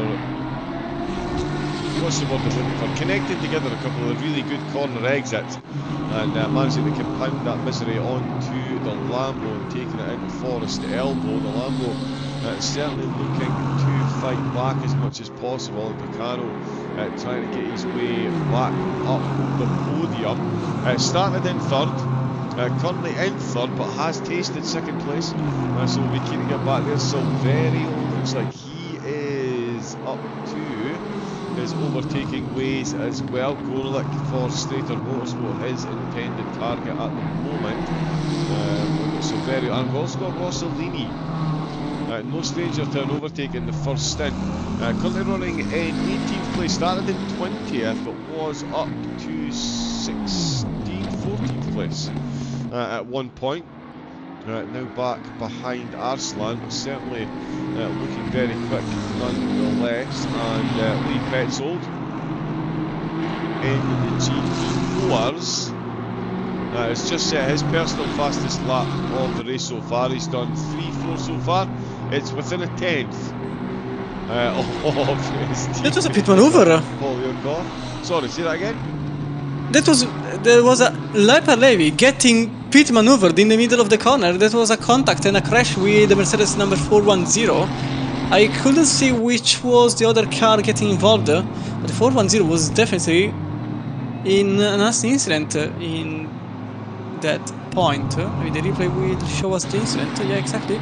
You can see Aaron Leper-Levy here for the 410 lineup. That's Lamborghini. I wonder if it's a pit maneuver by the Lamborghini that was quite fed up with their presence. Oh yes, it was. You can see straight up from burnout, and that's the Mercedes that unfortunately picked up front and rear end damage, and also now back into the wall. Probably on themselves because of the damage they sustained. Yeah, John, that was quite the move from Rodionov in a 104 Lamborghini. Oh, yeah, that was clumsy to say the least. Worthy of quite a few seconds of a penalty, to say the most. We'll leave that up to the stewards to decide. Silverio still looking for that overtake on goal, looking he might just get this done here. Does the Nissan have the straight line grunt? He's got the outside line, so it's the inside into the chase. He's going to have to be very good on the brakes here. Leaves. Oh, wow. Actually, he got that done quite comfortably in the end. He's left himself a nice big gap, so that's Silverio retaking positions. Picano still absolutely in the hunt here. These two BMWs, there's been some great battles inside the top 5. Oh, he's going past yet the Huracan. He is in a big hurry now that he is 4 seconds behind, so the biggest gap we've seen between those two. Oh, bounce on the wall from the BMW, and that type of thing is cumulative round here. Christian, you'll know yourself, you think, oh, just a little touch of the wall, it's fine, but that leads to another touch of the wall, leads to another touch of the wall, leads to a very big incident out of absolutely no place, and that is no exaggeration around here. The main issue is that you can't really choose what to repair, because if you got some inside damage, which here is quite common to have, you don't really have to repair that, because it's just a loss of some straight line speed, which, yes, it's important, but it's not 5 seconds in the pits important. You only lose maybe half a tenth in the course of a lap. It's obviously important in qualifying, but not in the race as much. The problem comes when you damage something else, maybe the rear end or the front end. Then you have to repair the car, and then you also have to repair the side damage. Unfortunately, you can't really choose what to repair, so you are obliged to just repair everything up, and that could lead up to some drivers going for tens of seconds of repair, everything summed, instead of maybe just 9 or 10, so probably even double the amount you were required prior to that, even because getting 5 seconds side damage is actually quite easy here. As now, oh, that's Berends with yellow flags. Oh, Berends is off! Into the wall he goes! Trouble in Berends Ferrari, as he is now in 5th place, yellow flag, and the car was spinning in the grass. Rodionov passed him. I'm not sure what happened, I just saw the car spinning. I wonder if it was because of someone coming out of the pits, or a GT4, or on himself by accident in turn 1, and the answer is that it was the Mercedes simply not looking. Wow. Terrible situation there. Yeah, the 105 now into the wall, race completely ruined. That's what you don't want to see. That was the 410 getting involved once again in an incident, but this time they were completely guilty, and I do expect a heavy penalty, because not looking where you are out of the pits is a heavy penalty in LFM. Yeah, rightfully so. There is, yeah, spatial awareness. Absolutely vital. We have another follow in the chat. I think it might be one of the drivers. Stefan Vimazar has got Sven Freitag currently behind the wheel. We do have... Oops, that's made the chat very big. Oh, another car into the wall. The 406 is into the wall and disconnected from the race. Oh, Bathurst. And another incident. This time is the 114 and the 115 hitting each other into the chaser.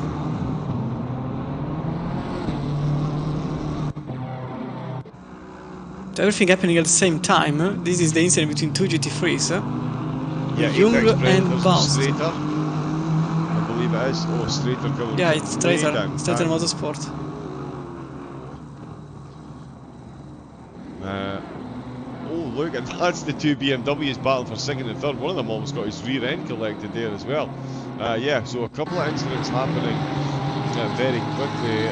Lloyd Kennedy in the SR97, I think he's just found his way upon a laden Merc at the Mercedes, suffering with damage. He's trying to find a way past there, almost lost the back of the car. The two of them made contact on the straight. But that Mercedes is looking very sad and slow. Yeah, it crashed again somewhere. Yeah, that's one of these that, yeah, there you go, steering wheel trying to get the car going in a straight line.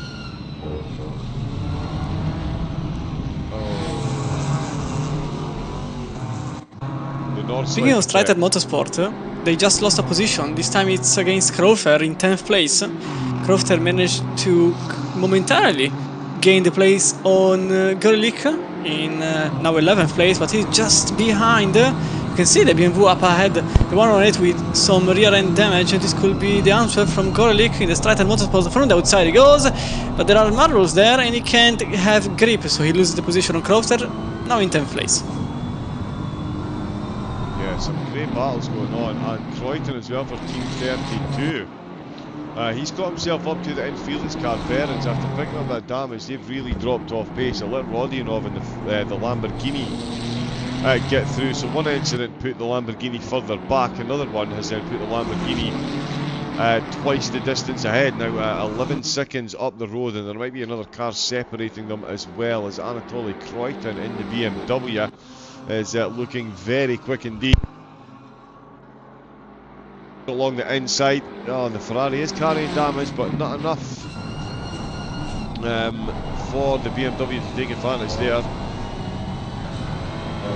Yeah, Behrens can certainly drive it. It's definitely going to be running uphill very steeply on a moving floor if he's going to keep that pristine BMW behind them. We've got another overtake attempt as well. Rossellini.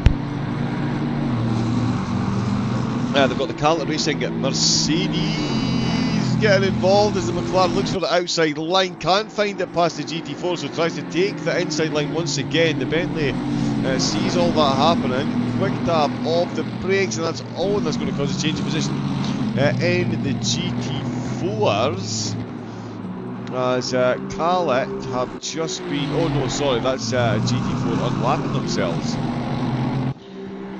Wow. There is all kinds going on. Matthew Hughes and Apex Predators, after that huge multi-car pilot they had, they spent 283 seconds in the pit, so close to 5 minutes getting the damage repaired. So safe to say they are a couple of laps down on the GT4 race leaders. Rossellini still looking like the man on the move at the minute. Still can't get his way past that McLaren, although that looks like a very good exit from the chase. Can he get the Boltley past him again? It's nice to be in a car that's got the passenger seat on the correct side. It's not often that happens. Out of the last corner we go, the McLaren being absolutely hunted down. It looks like an absolute minnow compared to the Bentley, but it truly is mightier at the moment. That is another good exit. As they're about to go past the 410, completely stationary. That's Levy once again. Oh, they also received a stop and go for speeding in the pit lane, so that's probably why. Oh. Ooh, crash in 12th place. Yeah. Crash, contact rather. Oh, there is actually a car sideways. That was Castro, so the 113 was effectively sideways. Apologies, it was a crash. And that's Castro in 15th now. Let's see if we can. Oh, so nowhere near him. Well, he is catching up on the two GT4s. Swings it round the corner. Oh, he just lost the rear. And ends up pinned to the front of the Mercedes, getting pushed downhill. Absolutely not what you need. This mountain will bite at any moment. I think that's testament to how difficult it is. Everyone loves driving this course. I think a testament to how difficult it is the number of teams that have got two drivers this week. It far outweighs the number of drivers doing this. Ooh, another yellow flag, and another time it's a 412 getting involved in an incident. Kobayashi in 30th place, and Hughes 404. The Ginetta is not really having a good afternoon, because this is what happened in the middle of the straight. Oh no, so sorry. 404 already had damage. Yeah, There's oh wow, yeah, you know what, they've got a couple of incidents. I'm not sure we can catch the original one. They're pop. Oh! Just crashing into the wall, and then you can see Kobayashi just going into the... So I suppose there was an incident between the two. It's the only thing that comes to my mind. But let's see if we can see. Okay, so no damage at this point. Doesn't have damage. Probably afterwards, I suppose. You can see a white flag, so it means that's low. Oh, yep. Just behind the trees. That was the Mercedes stopped. Wow. It did not look like a big bounce. Yeah, there's a whole lot of incidents popping up, so yeah, just in case it's... they're not overly relevant. If it's happened after the damage, then yeah, the damage is done. There's more cars getting caught up. We're only an hour and 9 minutes in, so only a third of the race is gone. We are fast approaching the second pit stop window. That's it quickly. This second stint is gone. I'm sure it's not been the same for the drivers. Certainly the GT4's Ford Club are still comfortably leading the way. They're now 42 seconds ahead of JS, who've moved up from third to second. Cala have got third place. With Delilo for DC down into fourth. More for Return to Garage, their GT4 car, doing impressively well, up to fifth position. Interestingly, the only differentiation in any of the GT4 pit stops down, Morev was in for 40 seconds, so a bit longer, might be going for a double stint on this one, and Tenetry was only in for 20 seconds, so that is a fuel only stop. So we'll see, although yeah, to be fair, their pace in this stint hasn't been the best, so that definitely seems like they're on fairly used tyres. But yeah, everyone else in the GT4 is going for the 33-second stop. We've seen quite a few cars have success by going for a double stint in the GT4s. It has amazed me, we've not seen more drivers do it. But they obviously know something that I don't about tyre wear. This is Noble for Buchholz, and yeah, right on cue. Talking about potential tyre wear for a double stint, a team that have double stinted their tyres are being absolutely destroyed from pace at the minute. Noble for Buchholz all over the back of them. This is a win rather than F-type overtake, I think. But certainly, Christian, that is a luxury that the GT3 cars don't have. The GT4s do have the ability to double stint their tyres here in any of these races, with it being a 48-minute stint. So that is a nice little backup plan to have in your back pocket, just in case you do have some kind of incident, or if you want to try something different and leapfrog a position or two during the pit stop phase. Here, as I said at the very pre-race, it's important to have track position. So I'm surprised that nobody only one team went for a different strategy, but not even the usual drive-through only. They just went in for fuel. I'm surprised nobody went on to gain a place by doing some strategic different plans. As we can see here, Nobel gaining the place on 1080, that's for 28th place overall, which translates in 16 class. So you can see there, unfortunately Nobel lost the place while I was announcing that, and 1080 is back in 28th overall, marking it back to its original position. I'm surprised that nobody actually went for... Okay, never mind, so I can't go on for my technical sentences, because that's the Mercedes still on the inside. This could be on to turn 1. You can see the 405, that's Dennis Nobel for Buchholz Racing Team, 28th place at the moment overall. Remember, this means 6th place, it is 6th place in class, so Tenetry now is on the chase.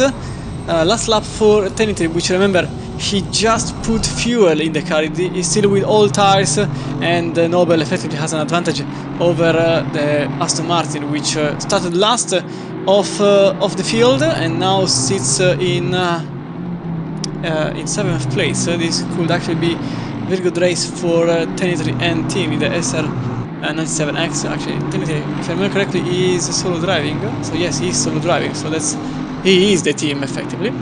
So yeah, back on that.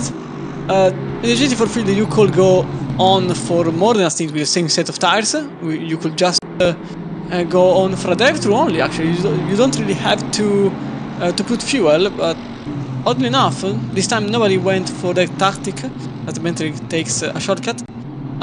Usually, especially in Brandsatch, you could see the majority of cars actually going for the same strategy of drive-throughing and then going back into the pits. Even if Brandsatch is one of those tracks that really puts your tires in trouble, to say the least. You really have to use your tires because it's a never-ending turn, Brandsatch. Realistically, there is only one straight.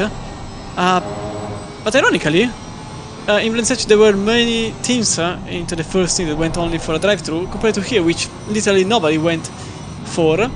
And so probably they are going for a different tactic. So the first stint remaining as they are, probably they all fought the same thing. Unfortunately, probably somebody said, let's do something different and go for a different stint in which we drive through. Because probably the amount of stints, I didn't count them earlier, I'll be honest, is even. So maybe you still have to go for the usual after a while. Probably we'll see a couple of drive-throughs in the next pit stops phase, or maybe not, we will see. But at the moment, Spain Freytag for pit stop racing is battling with Berezovsky in 7th place. Oh, that was one of the two Kalitek teams remaining. Unfortunately, the team lost one of the two cars, the 406, early on because of a yellow flag, which I honestly never saw the reason for that. Unfortunately, the car disconnected instantly, so the system wasn't able to pinpoint the moment in which the car DNF'd, but only one of the two Kalitek teams remains. That was Miss in 3rd place, the one that we just overtook. And back to 7th place. Berezovsky's last lap was at 03.975. You can see that Freytag has been slowed down by the BMW. It was at 02.5 early on. Then you can clearly see the moment where Freytag picked the BMW. That was lap number 33, because the car lapped in a 203.7, completely off the chart, and the last lap it was at 04.0. So Freytag has to move on, and he has to move on quickly, because Berends, which also has damage, is only under 2 seconds up front, and then we have Krutin in 5th place, another 2 seconds up front. So but effectively Freytag could go on from 8th up to 5th, only thanks to his consistent. Meanwhile, Picano and his opponent, that is for 2nd place. Picano is now in 2nd place, with Panalin losing 2nd place, and that's now we play in 3rd. It was just prior to the chase in 2020, and this is a never-ending chase for position, as Panalin lost the position on the car number 109, John. Indeed, yeah, and it looked like he had a big gap. I mean, you can see it doesn't look like he does have a big gap. He's got a GT4 car between the two of them. Panner, I'm holding on to 2nd place here. He's coming down the hill. There's a white flag there, so there's just been an incident that's cleared ahead of him, but certainly down at the Forest Elbow, nothing untoward in the middle of the road. No wayward cars or kangaroos. Oh, there was one. Oh, it was a 410. Yeah. Levy and the Mercedes again, they've had issues this race, and that has caused a change in the podium. Oh, and he's popped out with the last second there, trying to bump draft potentially the Mercedes up the hill, holds it through the cutdown. No quarter given, not asked from any of the drivers up on this podium battle. Let's see what they can do. Got hello to Vimazar in the chat with the follow as well, and the chat. We've also got the smart fridge. Very nice. That is quite the award. So yeah, congratulations on being the smart fridge, and congratulations on and thank you for following LFM here on Twitch.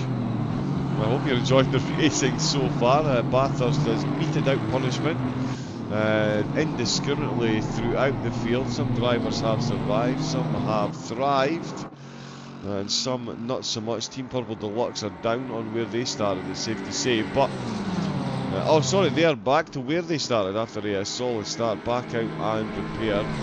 Attica and Arslan for the Fusion Racing team, they've had a couple of incidents as well, but are back out and running. A little battle between these two brewing. Vimasar's teammate, Sven Freytag, who is behind the wheel of the Porsche, got Behrens ahead of him in that damaged Ferrari. At the moment, not enough damage to slow the Ferrari down enough for the Porsche to catch up, even in the slipstream. As you can see, it's not until well into the Conrod Straight the Porsche starts to gain, and that is just too little too late. Because no matter how good the Porsche is on the brakes, oh, he's absolutely gone for it. The Ferrari left the door open because he didn't have the handle in, and that's a Porsche we can hear alongside. He's trying to get around the outside. I completely wrote the Porsche off there because I'm such a Ferrari fanboy, and he's made an absolutely mockery of me. That is a beautiful, beautiful precision overtake by the Porsche there.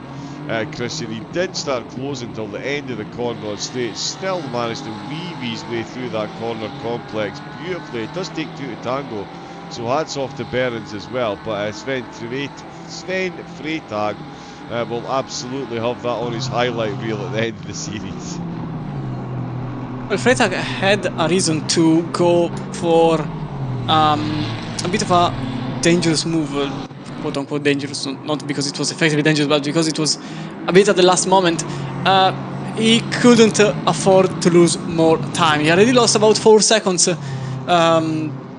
because of both Behrens and Berezovsky in Assam, and Krutin is only 3 seconds up ahead, so he has to be quick on it, and the time is kind of running out because it's only 3 hours to go, and there is actually a chance to get into Rodionov if he has a penalty. Meanwhile, here you can see Ragland that was ahead of Gorelik for the great amount of 2 seconds, but then he goes for the cutback. He probably will be able to get 11th if the BMW backs down, which he actually does, and that's also the Lexus going for the outside lane. Pretty good move there by Ragland, nearly going over the marbles. Luckily he didn't do it, otherwise he would have gone straight into the wall, but he gained 11th place because of that. Remember that Ragland in Lexus also had to pit a second time because of a drive-through, probably for speeding. I doubt it is for track limits violations. So Ragland effectively is 30 seconds late on what it could actually be. That would mean that instead of being 11th, he will be up in 8th place. But he currently isn't. He remains there in 11th. He is on a comeback run.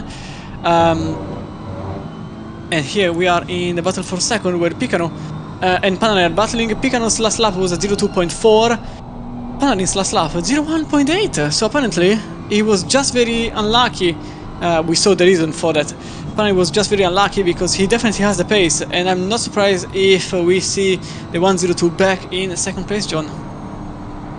Indeed, yeah, absolutely anything can happen between these two. In fact, what we'll do, we'll just quickly,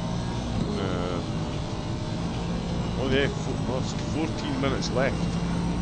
We've got a stint. Oh, that's Radian off, who has dropped down the order a bit, but managed to hold on to 4th place. Oh, there we go. We're back up to the battle for second. So yeah, so we've got about 14 minutes left of this stint. Before the teams will come in again. We'll see if any of the GT4s do double. We know we've had Tenetry out on old tyres. I'm not sure that's really the template the teams were looking for to spur them on to try that, so it could just be a straight shot. Certainly you would think in the GT4 class, Petzold, whatever the plan that himself and Polyakov have got, they will just be sticking to that like glue.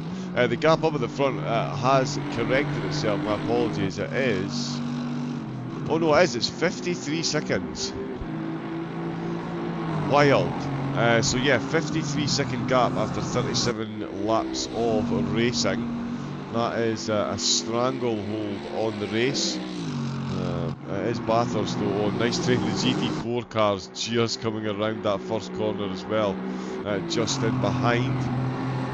That is Picano and the gang. We've got Team Purple Deluxe that they're about to go a lap up on as well. Cameraman struggling to keep up. Team Purple Deluxe move out of the way. That's cost them a lot of time to the car ahead. But it was blue flag and it was a battle, so very quickly out of the way. We hope that McLaren will slow down a bit himself, Panarin really piling on at the minute. This has been an epic battle between these two, up in and around the podium. Of course, Panarin started in first place. Webley took pole position. They're now back down to third. First to second to third to second to third to second to third. It has been quite the roller coaster. Oh, there's contact ahead. That's a GT4. Oh, that's the leaders. That's Polyakov. Yeah, that's Petzold. That's Petzold in GT4. That's the leader in GT4. And this was the McLaren of Arslan that also lost the position, Herman. Indeed, yeah. So Polyakov's teammate, Arslan. This is up over the top of the hill. Oh, yeah, big bounce, contact, and off the go. And that is going to take a chunk out with that 53-second gap, that is for sure. We've got Kevin Mannering in the Lexus, still looking to get past the Strater Motorsport car, so that one's still close, but so too these two, still very close indeed. I was going to look at something else as well. Yeah, the gap with Petzold. Okay, so he's lost about 10 seconds there. 5 to 10 seconds, so yeah. He's got plenty of time to spare, but he won't want to be doing that too often. Let's see what these two do into turn number 1. They're past Team Purple Deluxe. Oh, and that is not the exit that Picano wanted. Picano absolutely banged to rights out of the first corner. Really got that one all kind of wrong. Is he going to be able to do anything into Forest Elbow? It's certainly an interesting proposition. No, he's too far back. This would be a full suicidal send. It would see them both into the wall, and he does back out of it. That is Dimitri Panarin back up to the top spot as Lucas Rhodes showing a white flag. Oh, just got past some traffic. Picano and Panarin absolutely dueling it out, and it is Panarin back up onto the second step of the podium. And now just needs to find 24 seconds. While dropping Picano behind him. Yeah, that is quite the uphill task. Mannering got Gorlick. Oh, and there's Raglan coming into the pits. Yeah, over 30 minutes of the stint, so that keeps him on track for the pit strategy. Basti Jung was out for Strater Motorsport as well. They've been in for their second pit stop. He's come out behind the wheel, finds himself just behind Arslan after that incident. Arslan seemingly carrying too much damage, but they've also got Florian Baust just behind them for the Apex Predators. Their AM car running in 20th. That is Gamov's car coming up just behind them. Freytag, yeah, Baust. So these drivers closest on track at the moment, and they really are close.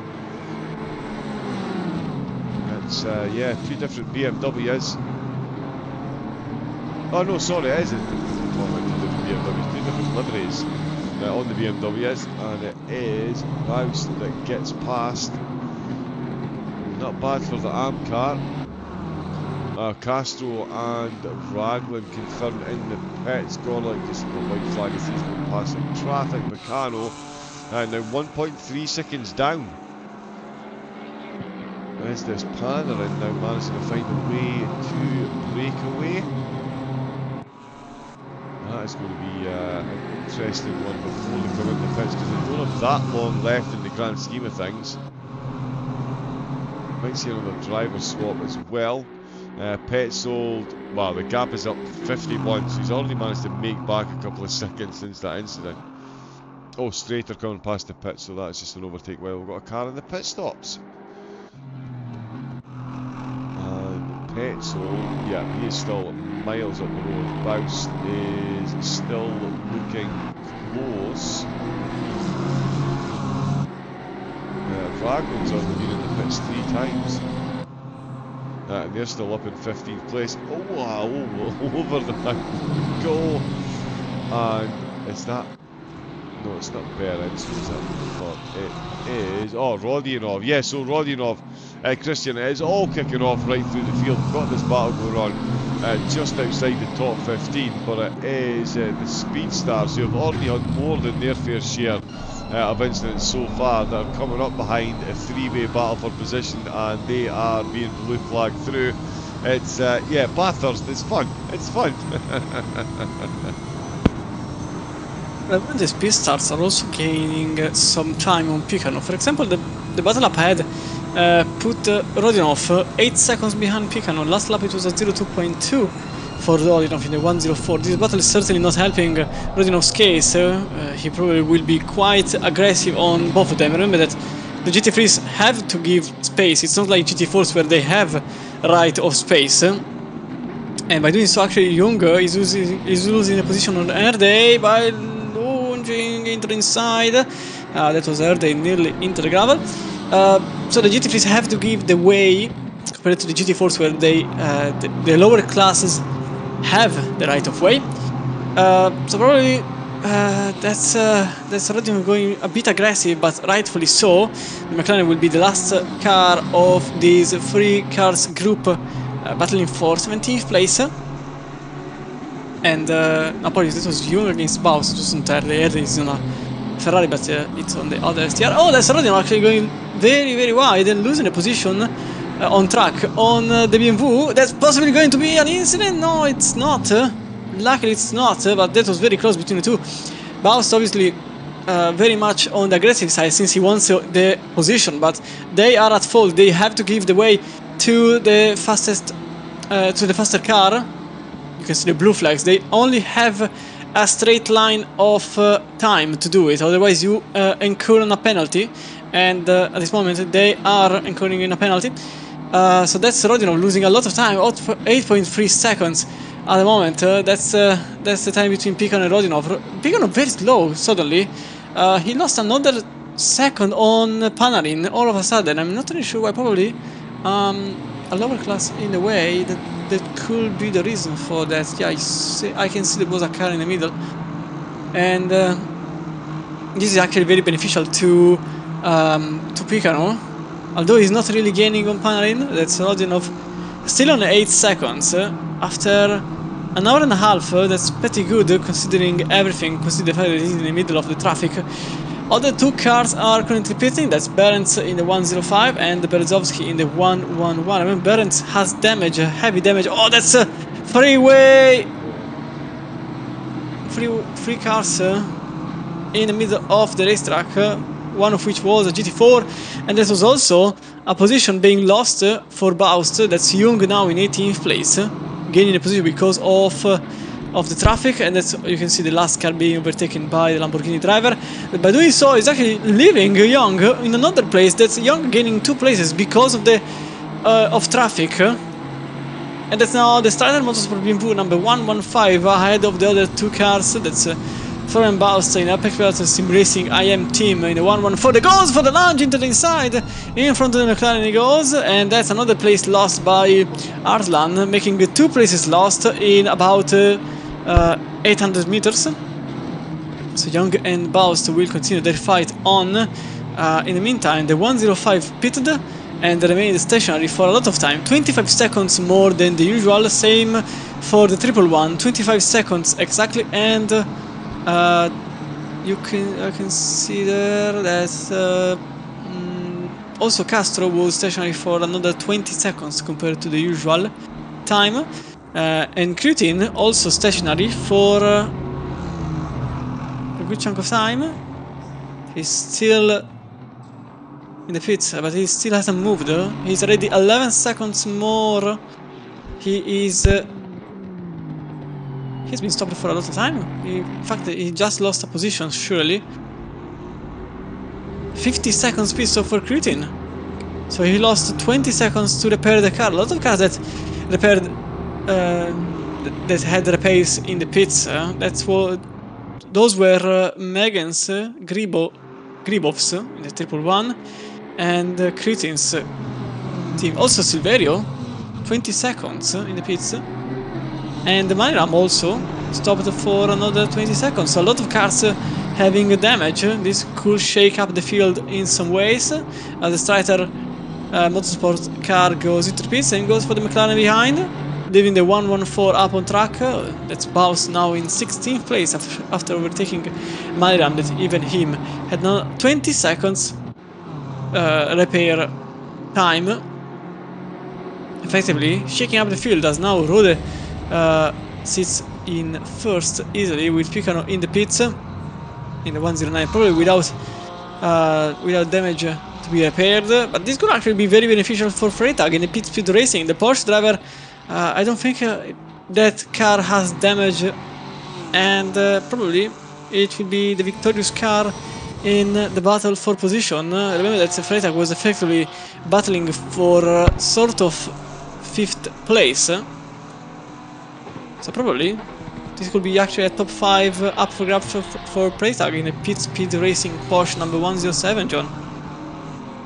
Indeed, yeah, they've done very well indeed, kept their nose out of trouble, had a very good overtake as well early doors, and yeah, track position is certainly going to prove to be key towards the end of the race, that is for sure. It proves important through here, through the entire race. We've got a couple more follows as well.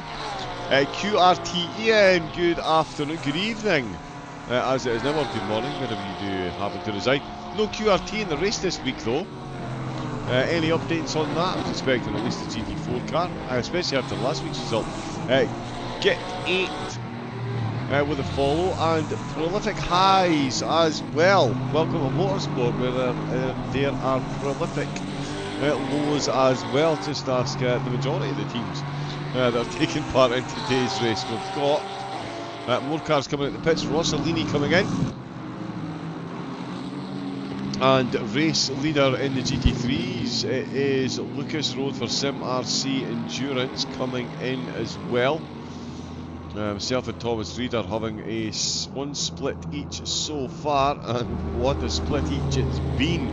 A monstrous gap so far. Panarim and Rodionov come in. Sven Freytag is going to come in as well, so will Crowther. It's Koroshavin, the driver that's pitted 1 lap early compared to the rest of his podium protagonists, so we'll see where he is, just coming through the chase.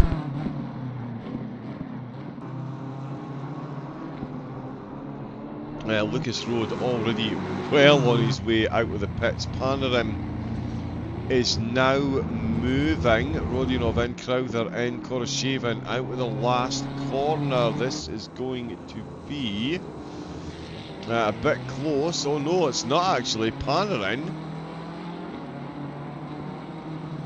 really getting the job done. So the undercut definitely not working out for Koroshavin. Tyres are going to be a bit warmer, but that's now a 5-second gap. Wow. So yeah, Panarin getting the job done through the pit stops there. Very nicely done indeed. Koroshavin back out in 3rd. Rodionov in 4th place for Speed Stars as they come back out of the pits in the GT4s. Nikolai Polyakov back behind the wheel as the rest of the GT4s all pretty much racing for 2nd place, because these guys, if you think the GT3 drivers leading team have got a break on the rest of the field, Polyakov and Petzold are absolutely flying. 41 seconds they've got over the rest of the field. I think that will increase as well. That's quick for JS, still in 2nd place, and DC Racing back up to 3rd. Morev for Return to Garage have got themselves up to 4th place. Great race for them ahead of Calit Racing in 5th position. 6th is Buchholz, although I think they're about to lose a position. Let's see. Tenere is a lap down, so no Noble is going to hold on to that spot on the way out of the pits. Is that all the GT3s. They have indeed, so I'm going to grab that. We'll see how these stints go for the drivers. That's, what are we now? An hour and a half into the race.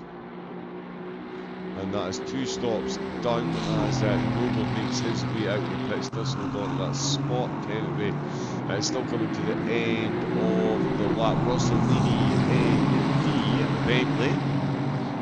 He says very slowly while trying to find them on the standings. Place. He's looked quick all race. Up 4 places overall, so definitely on the game. Has been further up the field, and he's looking to do so again. It's the straighter, it's another straighter car ahead of him. This time it is the Ferrari, as they've got 2nd place in the GT4s to navigate their way as they head up into the parks. Reid, McPhillamy and Sullivan, of course. Such a fun corner complex, but if it does go wrong, I mean that's the bright side around here, Chromedix. At least if it goes wrong spectacularly. You don't really want the following car though, because it's a series of blind corners with walls in the middle and effectively the width of 2 single cars, so you can't really have enough judgment prior to the moment of impact. You just have the yellow flags and you have to hope that you choose the correct side, because if you go to the left side or the right side, that's a 50-50 chance that you get an incident or not, even if you go slow, because you are going downhill while effectively going 150 km per hour. You can't really have faith in yourself in those moments. You just have to have faith in your luck, because even if you are the best driver in the world and you have the best reaction time in the world, if there is a car going up in the air and sideways in the middle of that snake section, you don't really have much choices apart from choosing a side and hoping it's the best one. Even because the yellow flag doesn't really tell you where the incident is. That's why you need a spotter. A spotter effectively helps you in these kinds of situations. While Svatko goes for an overtake for 19th place on the rivals. That's Svatko now 19th in front of No. 115. And as I was saying, being in a multi-person team, so the ones solo driving have this effective difficulty added to the race. If there is an incident, you don't have someone else to tell you what's happening up front. You don't have someone else telling you where to go. You don't have someone else going for your strategies. Effectively, everything is more difficult if you don't have a hand alongside you. That's why in most of these races, even if many are solo driving, there is someone else in the Discord chat effectively telling them a couple of things, maybe the gap behind, maybe to undercut, to overcut, and especially in situations like this, where to go if there is a yellow flag, because if you have someone else in your headset, that someone else could tell you where to go if an incident happens, or if there is an incident at all, because maybe the yellow flag is only for a slow car outside of the racing line, or a GT4 effectively going slow because you have to pass. That's the beauty of this track. Also, few tracks have this complex of corners where you just have to trust yourself, even because you can't really make mistakes. You don't really have a runoff. If you consider the runoff, the 15 centimeters between the white line and the wall, essentially you have to go by memory, by sheer memory, and effectively to avoid crashing into the wall by cutting as much as possible, as No is into the wall, speaking of which. Oh, he's into the gravel now, into the chase, sideways in the chase. It's an odd spot to have an incident. He was all on his own. He's going very slow. I wonder if it was the curb on the inside. Probably it was the curb on the inside. That's possibly the spot. So he goes all the way on the left, then on the right. Oh, he just loses the rear. Oh, that's That's odd. That's simply odd. I wonder if it's the force feedback being lost on Stefan No's car, because it's very rare to just lose the rear end of the car like that. I know that many cars are going for a stupidly low downforce setup, but that's just odd to happen. In the meantime, this is the battle for 15th place. That's Erday and Rossolini. TX Racing following the Stratter Motorsport Ferrari 1-1. Last lap was a 04.3 for Erday. Rossolini had quite an eventful race so far.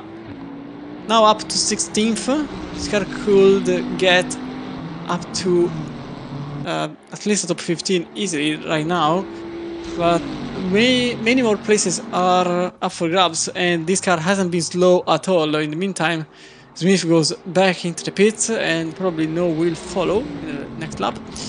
Only 2 times between it. Oh, the Bentley nearly goes actually into the rear end of the Ferrari driver. Missed the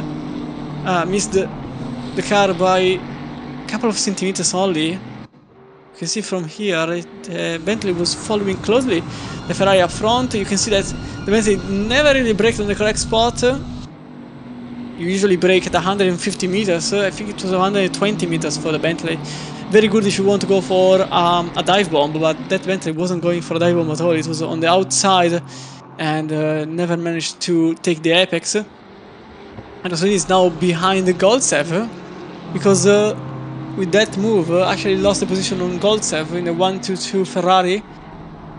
So not only Rossolini has to go back behind Erday, so 5 seconds to go to get to that place, but also has to go in front of Goltsev that just set the fastest lap time for the team. The 1-2 just set at 02.085, which is a very good lap actually. Although the best lap of the session is at 0.660, being set by Reader in the 101, but for the place it is, Goltsev is actually the fastest car. We have to get into 13th place to find another car as quick as the Ferrari, and the next car on the same kind of lap times is actually in 9th place. That's Ragland in the 112 Lexus with a 01.362. So yeah, definitely right now, that's Cleveland.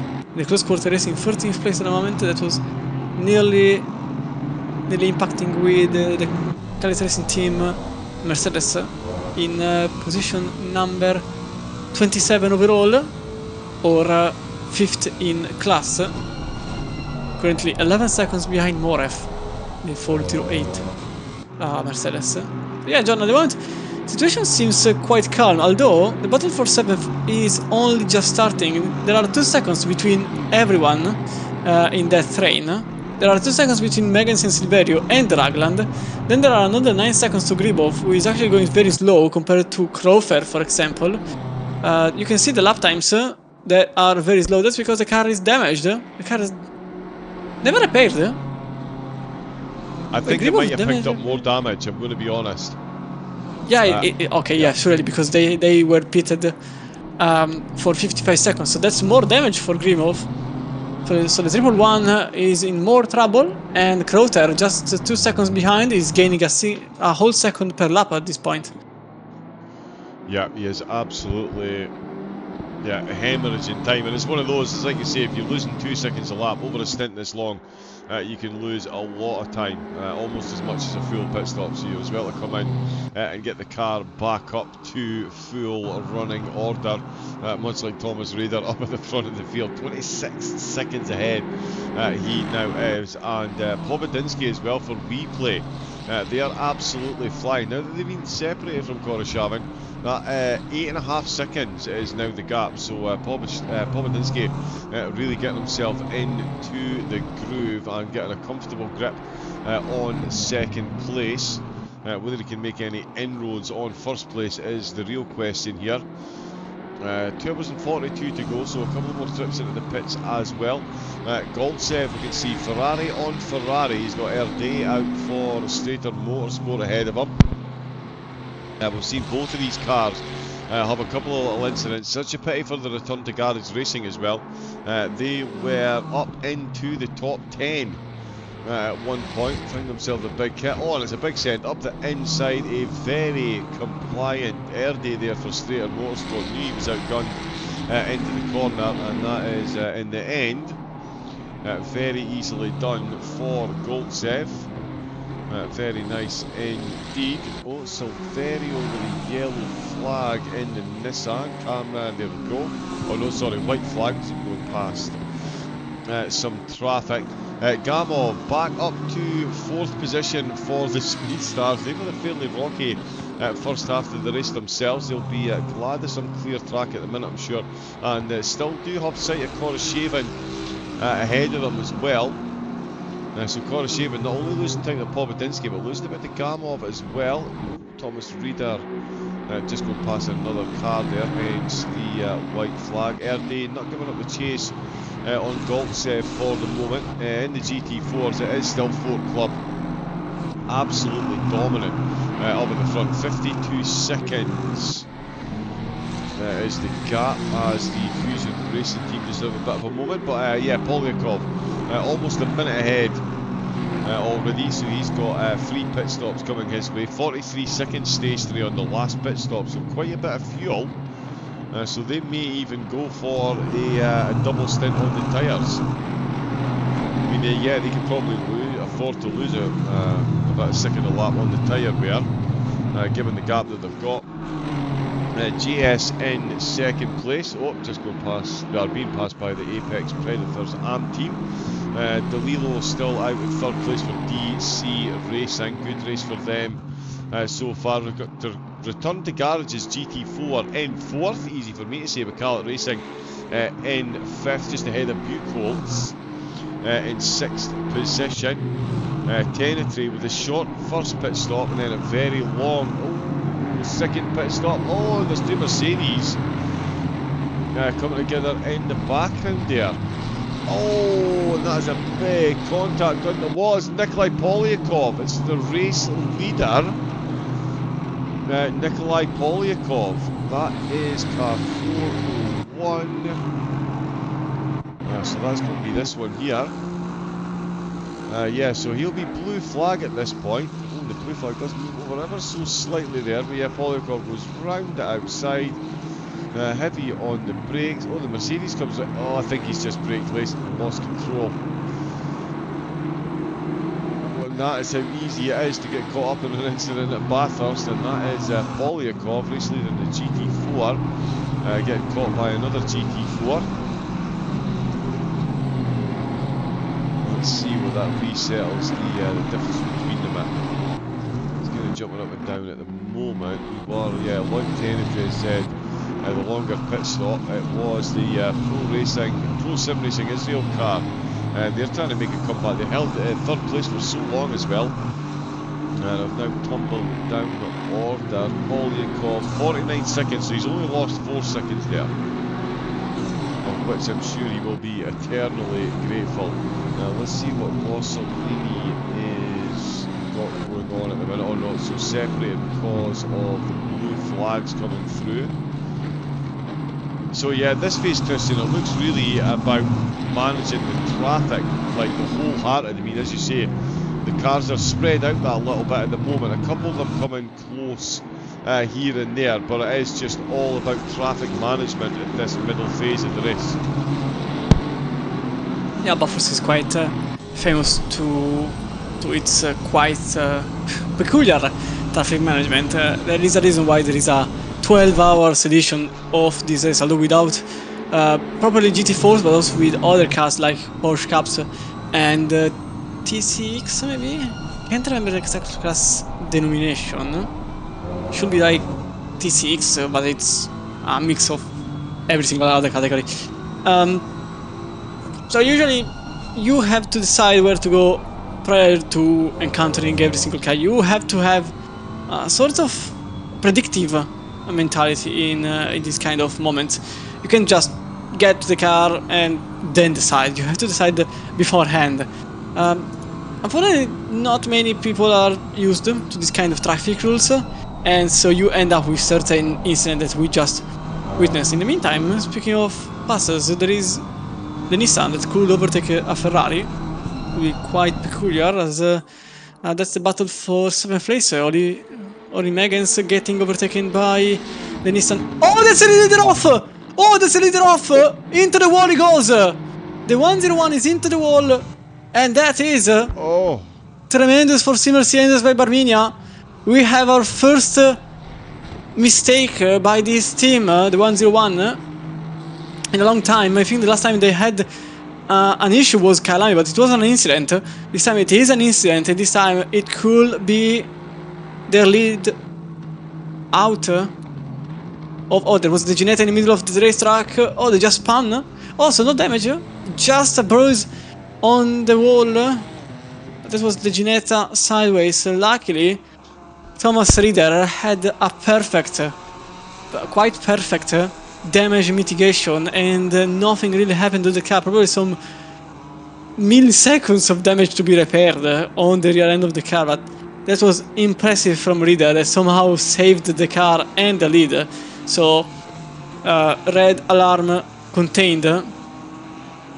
For a moment I thought it was the worst for them, but actually it was just, quote unquote, just a loss of 20 seconds for Rieder. They still have a 10 seconds lead. So back to our battle for 7th. Silverio is now in 7th place. Megan's follows in 8th. Seems like the car never went back to its original speed. Last lap was at 04.0 for Megan's, and Raglan behind has actually been extremely quick. You can see the lap times 01.6 in the last 2 laps. Probably the lap number 51 was a GT4 passage in that moment. But ultimately this car has been quite quick. I mentioned it earlier that this team was running into the 01s quite constantly, and this could actually be Ragland ahead of Megan's for position in the 1-1-2. Oddly enough, Megan's never went back to the pace prior to the incident. I wonder if it is because of a loss of confidence, or there is just damage that can be repaired, as also in 10th place Krofer managed to gain a position on the damaged BMW of Gribov that is lapping seconds off the pace. We stay in this battle because I'm not sure what could happen. We've got the Nissan up front, which is a brick on wheels practically, but for now keeps 7th place, 13 seconds behind the Kritin in the 106 after repairing the car, and Vimozar in the Pit Speed Racing Porsche, which is in 5th place as mentioned early on, and also battling with some traffic at the moment. And here the Lexus, you can see that you can't really have a passage in this section. The twisted section that occupies the entirety of the second sector practically doesn't really give you an opportunity. You have to simply stay behind and wait for a moment. You kinda have an opportunity into turn 3, but it's very dangerous and you just have to be fully aware of the consequences. And also you can't really go on the inside because you will never have the inside line. You always have to go through the outside line. It's entirely possible, but you have to be brave. I'll be honest, many try the move, but some end up in the wall, because if you end up on the marbles you can't really brake the car anymore. You have to somehow keep it on the banking out of the marbles, and also you have to keep it safe, and it's not really easy. So usually that's where you make the overtake into the Conrad straight. As we go here on the left hand side, that's the Ferrari defending on the outside line, back on the throttle, and that's the Lexus in 8th place, with Megan's losing 8th place, 9th place at the moment for the 105 Infinix Racing. Close quarter racing after a drive-through. Somehow managed to gain back places. Now they are in 8th. They started in 9th, only 1 second behind Silverio and 12 behind Kritin, which at the moment becomes actually a possible objective after Silverio managed to lap at 01.5, which is a very nice lap. Kritin is lapping a second slower per lap, and it was a terrible lap for Fimosar, who lost 5 seconds in the last lap. It was a 2:06.0 for Fimosar. Effectively, these two, both Silverio and Ragland, managed to gain a second on Cretin and 5, nearly 5. Actually, it's 4.5 on Fimosar. So 20 seconds to get into the top 5 is not actually impossible, and we saw how things can change when the traffic gets in the way. You can lose up to 5 seconds or even 10 or even 20, as Reader showed us in a bit of a not really made on purpose action, but somehow survived that.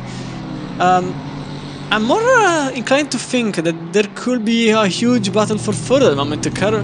Crashvin in the 109 and his teammate lost a lot of... Oh, that's a baby! The Nissan losing the position on the Lexus in an impossible place. Matter of fact, Megan's and Ragland couldn't do anything. And in the meantime, there's Ibrahima into the wall on the S section, now into the gravel. He's just waiting for some cars to pass by.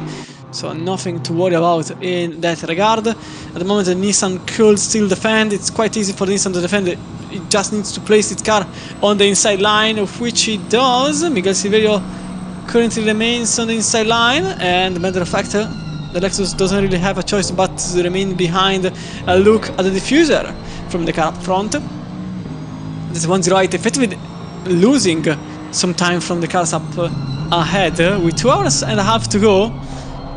There is a lot of time left, but at the same time you start to see that we are only 15 minutes away from the midpoint, and you kinda see that maybe time is running out. 20 seconds are still manageable, but 20 seconds are not that easy to cover. You have more than 2 hours, but at the same time you also have a car up front, so Ragland has to play his cards somewhat in a good manner. You can't just throw the car. At the same time, Megan's is not really using the situation to his advantage. He is remaining behind and actually getting gapped at the same time. You can see that Megan's lost already 2 tenths from the position in which he was on. He is floating at this point thanks to the traffic, but he's not really answering to the fight. He's just staying behind, which is very odd considering this car was actually battling. Now just going wide. That's another loss of time, and that's the slipstream gone, as he sees the 2 cars out of touch. And as I was saying, it's very odd considering this car was battling for the podium early on, and now it's struggling to remain in the battle for 7th place. Very, very odd, John. It really is. Picked up some damage early. Maybe just, in fact, you know what as well? Might be running some track limit warnings. They're pretty difficult to pick up track limit warnings out here, but it's certainly not unheard of, so it might already have been off track a couple of times to the ire of the in-game judges, but certainly a shake of confidence after the incidents when you can't do many incident points, but definitely dropping off the pace, as you say, and looking to lose more positions. We're going to have to jump back up onto Ragland, though. The battle between himself and the Nissan Silverio. Certainly not going away the way Megan's is behind them, and that is very close once again for Ragland. He's just got to move on the Ferrari, not wasting any time, looking to get more positions done if he can. Yeah, on the upper spot, yeah, Megan's down 3 of course from where they started. These two both up positions, certainly Silverio, what we were saying at the start, a bit of a mean car. But there's no meme in the positions that they've made up. 9 since they started, 3 of them in the 6 in the first stint, 3 in the second stint. Look at the legs this top end.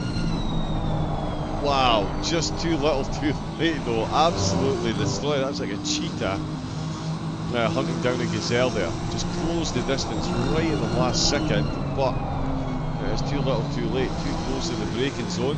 And they both get very close to the wall. The Lexus looking slightly out of sorts there. With Nissan, Silverio doing exactly what he needs to do.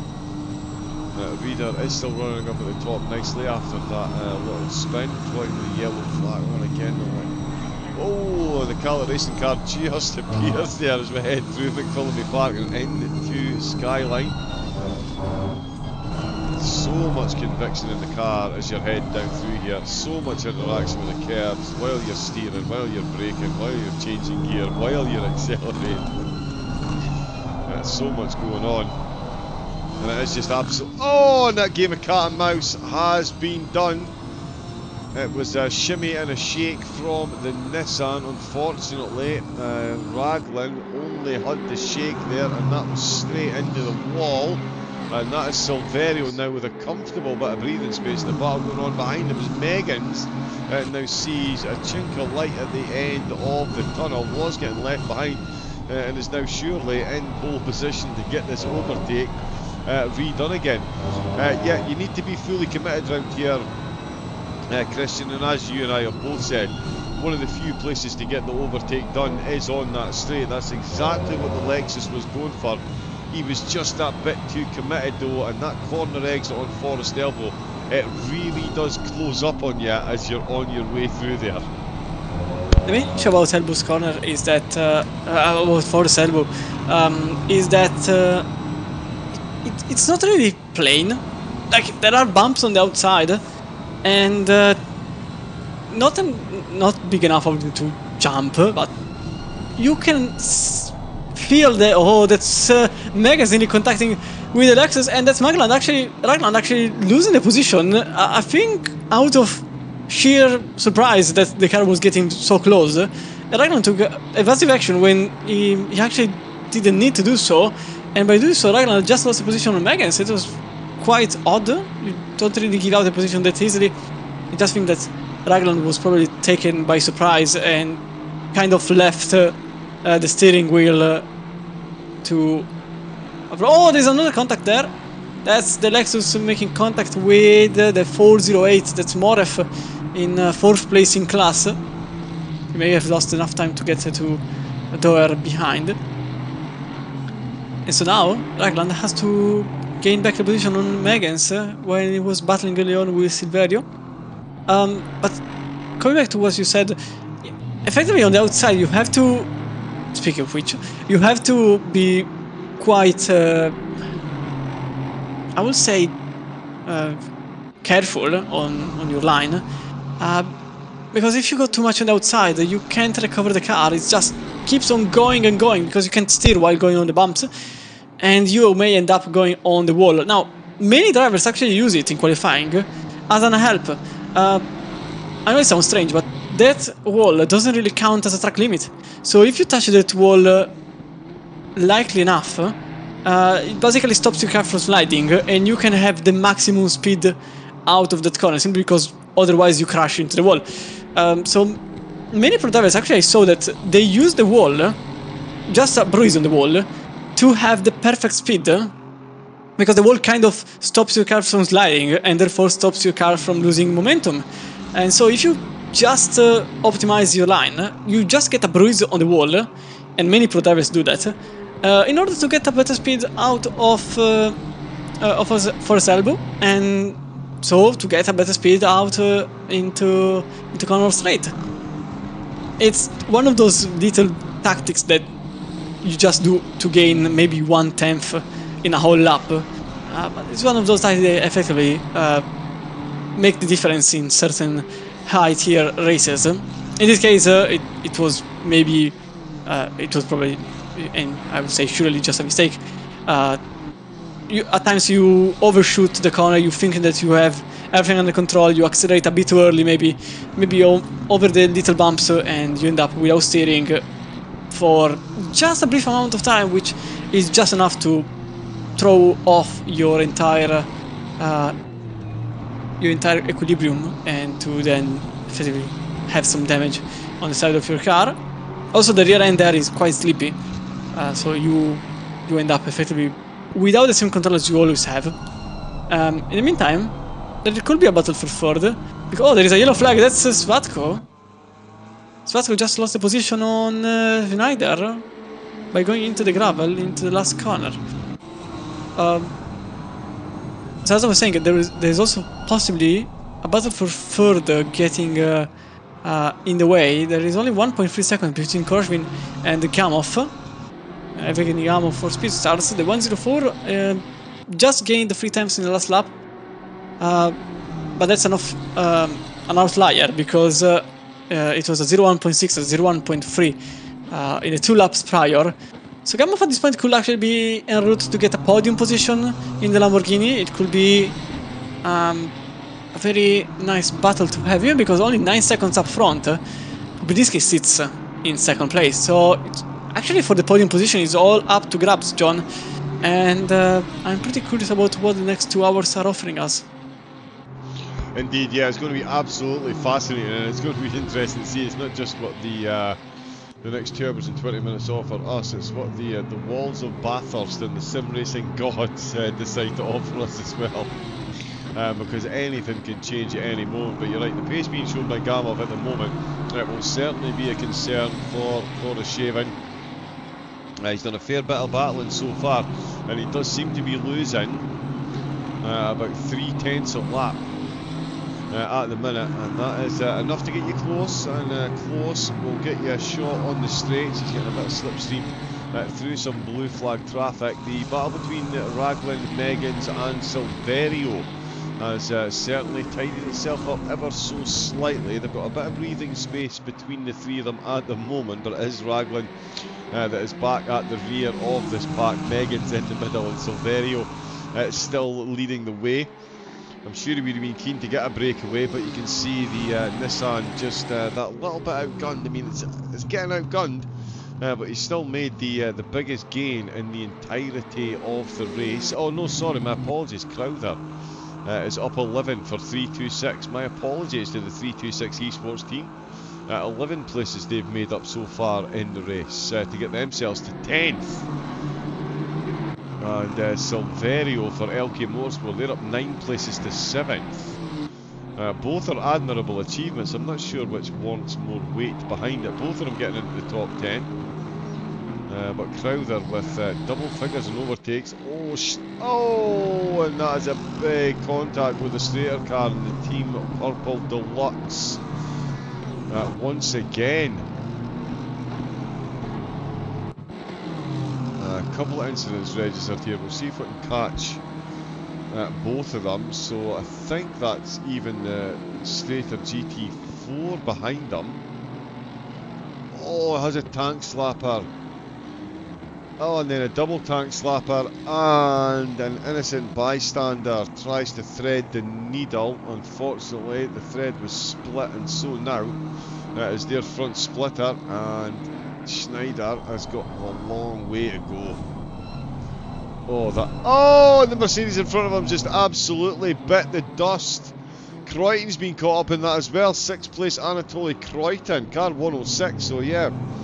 Scheduled to run 6, he's just walked his way right into that, and it's the biased corn for Buchholz. He's just lost the car in front of the damaged GT3. He's now in an unenviable position of having to wait on lots of traffic to come past while he straightens that thing out. That is not the ideal location to be crashing the car around here. You can't park there, mate, I believe, is the expression, as more cars come up on top of him. And it's so brutal. I mention this so often. When you damage one of these GT3 cars, you get yourself going again, but you don't know what the car's going to do in the next corner. You have no idea how it's going to react corner to corner to corner. You've almost got to relearn the track. Oh, and we've got someone big. Oh, and that is big.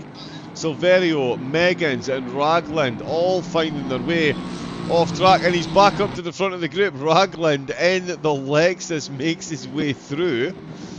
Let's see what inspired that little stramash as I jump to bring up the replay. I believe this one.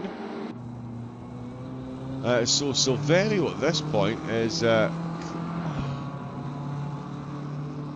what on earth happened there? I think the BMW just lost the rear end because it didn't have any rear wing, and so it was sideways in the middle of the racetrack, and 2 other cars effectively crashed into them. Yeah, right, okay, that's exactly what happened. Well spotted. Yep, so it was Steve Schneider. Just as I was saying, he's got a long lap back to get the damage repaired, so he's coming through here, and the car is just tank slap. Oh, that is just literally a crash in slow motion. So that has grabbed all three of them. I think actually Raglan survived it, yes. Raglan survived it quite easily on that. Oh, never mind. Okay, maybe yes. Driver says different. For a moment I feared for my life. That's what it was. It's your fault, Christian. Curse to the commentator. You made him do it. You terrible, terrible person. We've got to get pulled for curse to the commentator at least once a race. But yeah, certainly that is a painful one. Not for Anatoly Kreuton though. Team 32 up to 6th position and holding. Raglan's now got himself a bit of breathing space ahead of Silverio and Megan's. Megan's, if it wasn't for bad luck, wouldn't have any at all in this race, quite frankly. It's been a wild ride. Up at the front of the field as well, Pobedinsky is closing the gap absolutely hand over fist. The gap up at the top is now down to 12 seconds. It wasn't 12 seconds that long ago. Oh, he's only got 10 minutes left of the stint as well. So less than 10 minutes to go. So 2 hours and 6 minutes of the clock left. And everyone will have been at the pits. And in fact, Raglan, unsurprisingly... Oh no, he came through that unscathed, we thought. He's more than 30 minutes into the stint, so yeah, he can come in. Crowther coming in with some damage. Oh, and he's hit the stop. He's not got his pit ready. Oh, and he's just DNF'd. Yeah, Kreuton just disappeared from the race. Yeah, so I think it's an effective DNF from the BMW. Savage. Yeah, that is brutal. Oh, Megan's is back on the hunt again. Oh, not going to get close enough. Definitely got close enough to the wall. Oh, look at that. I don't know how that wall stays bright yellow. There must be so many different colours of paint from all the wing mirrors on there. And I'm not believing for a millisecond that every one of these cars has still got their wing mirror attached. Let's just call that. Megan's within 4:10 still. Gamov within 1.8. Door. Oh, a door with a yellow flag. We've also got... Oh no, he is still moving. I thought I saw more coming. Snyder did come into the pits for stepping. Is coming as well for Strater. Castro is back in the pits, which means Rossellini back up to 14th place. Megan still within 4/10 of a second. Nikolai Polyakov still in a race of his own. 63 seconds ahead. 43-second pit stop, so a lot of fuel they took on. Daniel Doe for Khaled did the same, so did Dennis Noble. There was a lot of damage there though. And Idai Yehu as well. Oh, Raglan with a white flag, but he's still moving. Oh, he's going for up the inside the Ferrari, looking for the position. Megan's, he's got this one. He's got his nose in front on the exit. The Nissan having to lean heavily on the curves. That's going to slow down the acceleration. And it is going to let the all-round genius that is the Ferrari almost run a bit wide on the exit, going for the cutback. Here comes the Nissan though. Silverio, he is going to have himself a nice bit of... No, he's pulled out with the slipstream very early. Very early indeed. Doesn't need the slipstream. What am I talking about? Nissan GTR power to the rescue. That turbo lag really helped. No. But the mid-corner grip favouring the Ferrari. Nice little battle between the two of them. And that is Megan's on the way back up the positions towards the end of the stint. That's them back up to 7th place. The one down on where they started, which of course, the position currently being held by Anatoly Kreuton for Team 32. He's been full ninja through this race as well. There is Stefan No in for the Apex Predators. So more pit stops. Yeah, they carry damage. Oh, they're carrying damage as well, of course. Oh yeah. Yeah, that is not a factory fresh car. Can't confirm. Definite separation. Beautiful livery though. I mean, it's absolutely stunning how they get the lines to all match on their panels. It is a true art form. Stefan No, Goltsev within 1.3 seconds as he heads up the hill. More cars ahead of him. predominantly Ragland, who is just out of the pits. 4 times they've been in so far. Cars ahead only 2, so yeah, they're going to get back into the top 10 obviously, and that is still some impressive running given the number of pit stops they've already had. Double the cars around them. That's the GT4 race leader just being overtaken there. Megan's has come into the pits, almost making a big year of the entrance. Ibrahima, the Fusion Racing team down through Skyline, find themselves stationary once again. Let's see what's going on here. Yeah, one of the podium BMWs catching up. Oh, I mean, just took a little bit of a tap, touched the wall. I mean, on the bright side, they were left facing the way they needed to go, but certainly a contact they would have liked to have avoided. Grimov comes into the pits as well for Pro Sim Racing Israel. They're damage free now, so they have run a stint without some damage, which is good to see. Oh no, that's it just been repaired there, sorry. So that's them just getting that damage repaired now. As Gamov crosses the line, still in 4th place, still got a good sight of Koroshavin as well. So not long to make up. Keeping a close eye on them before they come in for their next pit stop. See what they can do when they come out. There is Megan's coming out of the pits. Oh, wrong camera. Odd enough, Megan's only had 4 seconds of damage to be repaired, so he actually managed to get out of the incident from early on quite unscathed. I can't say the same about Silverio, he still has to pit, but I don't expect this car to be completely damage free. Yeah, no, as you said, you can't pick what gets repaired, but also not every repair is a repair. It's just the removal of a flapping piece of carbon fibre, which is probably integral to the aerodynamics. We just mentioned Croydon there, he's into the pit. Silverio comes bumbling into the pits as well. Did anyone say double chicane? I believe we did. Radar, what has he got left on his pits? 3 minutes left, so could theoretically put in another lap here. Given the lead he's got, I'm not really sure it would be overly worth risking it, but I'm a commentator, he's a competitive driver, so of course he's going to run it as long as he can. And absolutely, why not? The track temperature is falling as well, so if you can get your penultimate pit stop within an hour and 20 minutes of the end of the race, then you could theoretically just do a drive-through. You could run these tyres for about an hour and 20, especially 28 degrees. We started at 33, qualifying was at 37, so I'm sure the drivers were looking forward to the race in those conditions. Koroshavin comes flashing his way into the pits. Gamov goes past. Also saw Silverio's still in. Goltsev and Behrens have stayed out. Behrens has already been in 3 times, in fact.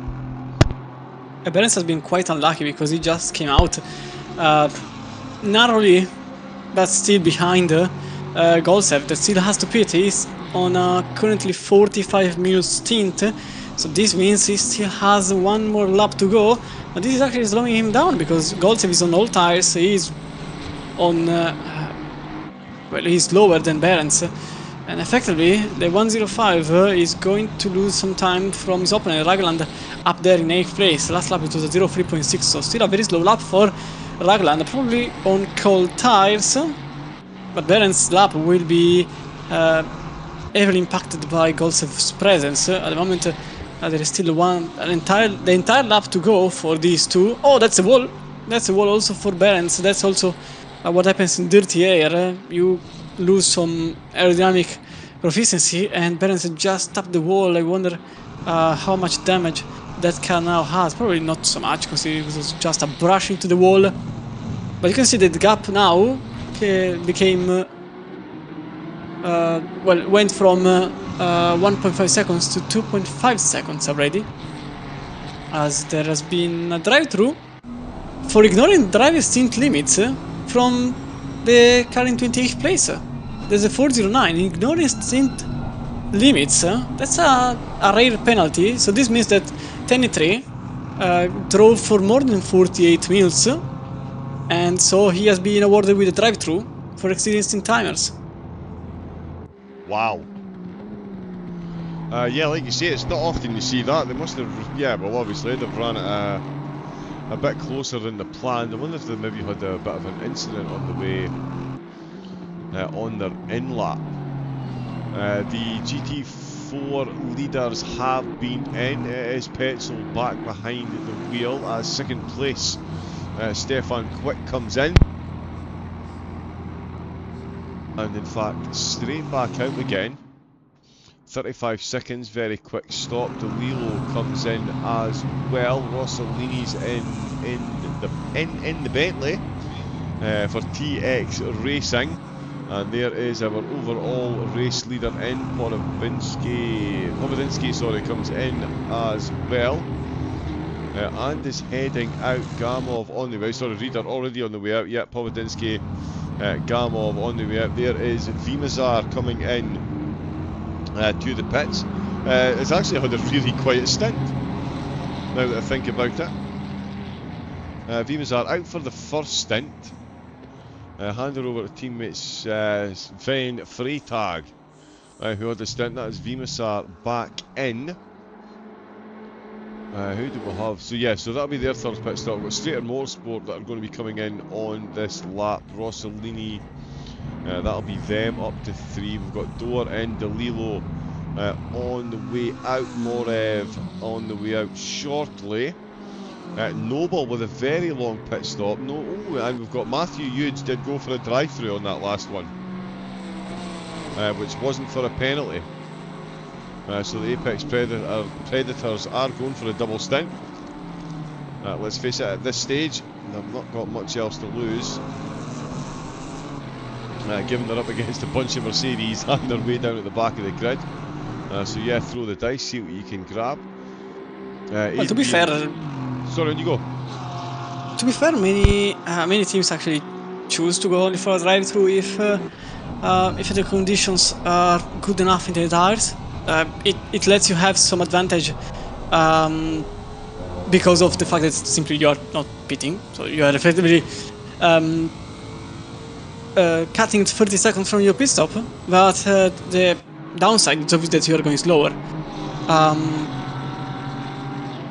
It's going to be interesting to see how it pans out for them.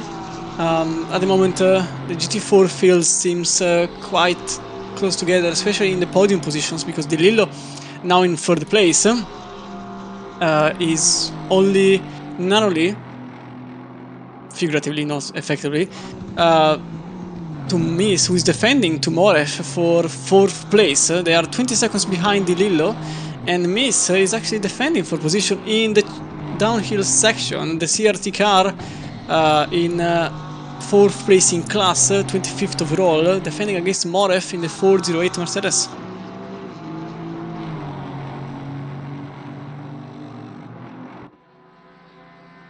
Oh, yellow. Oh no. Sorry, yeah, I was looking over that Mercedes there, but then Ragland. Oh, Ragland is into the wall, yeah. Drawn my attention. Completely stationary. Going GT4s, yeah. So this is Silman Parkin down at the skyline. Oh, he's just lost the back. Ow. Oh, so much momentum to carry into the second hit as well. That's the real killer there. Out with the tyre wall and into the Armco barrier. Absolutely ragdolled. Yeah, that's a DNF. Some for DNF, I think, for Ragland, unless he chooses to go back on the racetrack, but that surely is the battle for 6th gone for Ragland, as he lost the rear end in a very common way, but still, he lost the position there, and now, well, he cannot fight anymore for his own position. That effectively promotes Kryutin back to 6th, Baron back to 7th, and Silverio back to 8th, and everybody else behind gains a spot. Yeah, we've also got a battle going on here with Return to Garage Racing and Khaled. They've got a little duel going on in their GT4 merge. We've also got It's Lindell in the chat and Desktop Geek 1973. I'm Desktop Geek 1977. Welcome into the club. And we've got Big Bubba, Scuderia Kira Newt, Goat. Oh, we've got Goat in the race. Excellent. What car number are they in, Bubba? Do let us know. We'll get them up on screen. Freytag is back behind the wheel, just gone past the GT4, so too Anatoly Kreuting. Great solid race for them, up 2 places to 6th position. So they've done well. Silverio back out of the pits as well. Oh, we've just lost the car. Back out of the pits. Yeah, that's a Lexus gone.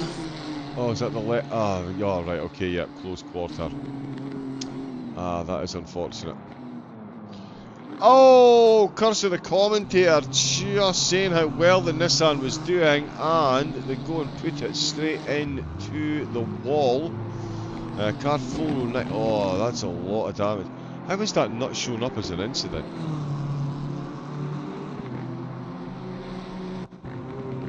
We can have to get away with that, I think. Although scratching the barriers by doing so, but that's certainly another problem, another pair of problem. Meanwhile, while the replay is going on, I warn you that there are 2 battles going on, one for the podium in GT3 and there is the other in GT4. Max and Morev still battling for position, so your choice on who to go, and I will follow the other one. Yeah, in fact, Rodionov and Picano for 3rd place. That Lambo was looking quick before the pit stops. Silverio's finished the lap and come into the pits. Oh, the replay's going to end. No, exactly as... Yeah, replay ended at exactly the wrong time. That is, yeah, exactly what we saw not too long ago. And here we go. We've got more battles, as I mentioned, going on here. The Silverio confirmed into the pits. Morev chasing down Maes still for Khaled Racing. But this is for 3rd place, Rodionov. For Okuni Cross with GT Karting X. I'm not sure how that should be pronounced. But certainly, is it going to be pronounced podium come the end? That Lambo's looking very quick indeed. Morev, in fact, losing a little bit of time there. To Mies ahead. Oh, Silverio losing positions hand over fist. That is a lot of damage to repair. What can Freytag do here? This is a perfect opportunity to try and close up some. Got a fair bit to make up to the cars ahead. Almost 40 seconds. So it does need a strong closing 2 hours. That's 2.5 hours gone already. That is incredible. We're absolutely all over the place. We've got 3 cars in the whole field that are running where they started the race, and 2 of them are on screen now. Picano and Rodionov starting 3rd and 4th, currently running 3rd and 4th. for Stepan for Strater started 19th, still running in 19th. Everyone else has changed position. The vast majority of drivers have increased. 9 drivers have dropped positions with an average of 3 positions each for those dropping. So yeah, it's been a pretty even race so far. There is Silverio on his way out of the pits, coming back out in 14th place. So still up on where they started, but certainly nowhere near where they were. A lot of traffic here. This could be an interesting one along the Conrod Straight. That is a Mercedes. It's actually looking to go past. Yep, that's Rambach in 2nd for the GT4s. Was about to blue flag past the Apex Predators Ginetta, but there we go. Again, like they're absolutely standing still, but these two definitely not. Oh, standing still. That's fully committed by the BMW there, it has to be said, and it has caught them out on the way out of the chase. It's potentially compromised them into Murray's corner. Is the Lambo got the grip for a cutback? Not quite. He's back into the slipstream though. This is absolutely nip and tuck between these two. Pops out of the slipstream into the braking zone. Try and mitigate how much speed and maximise the amount of downforce that you're getting, so you can actually get the front of the car to stop.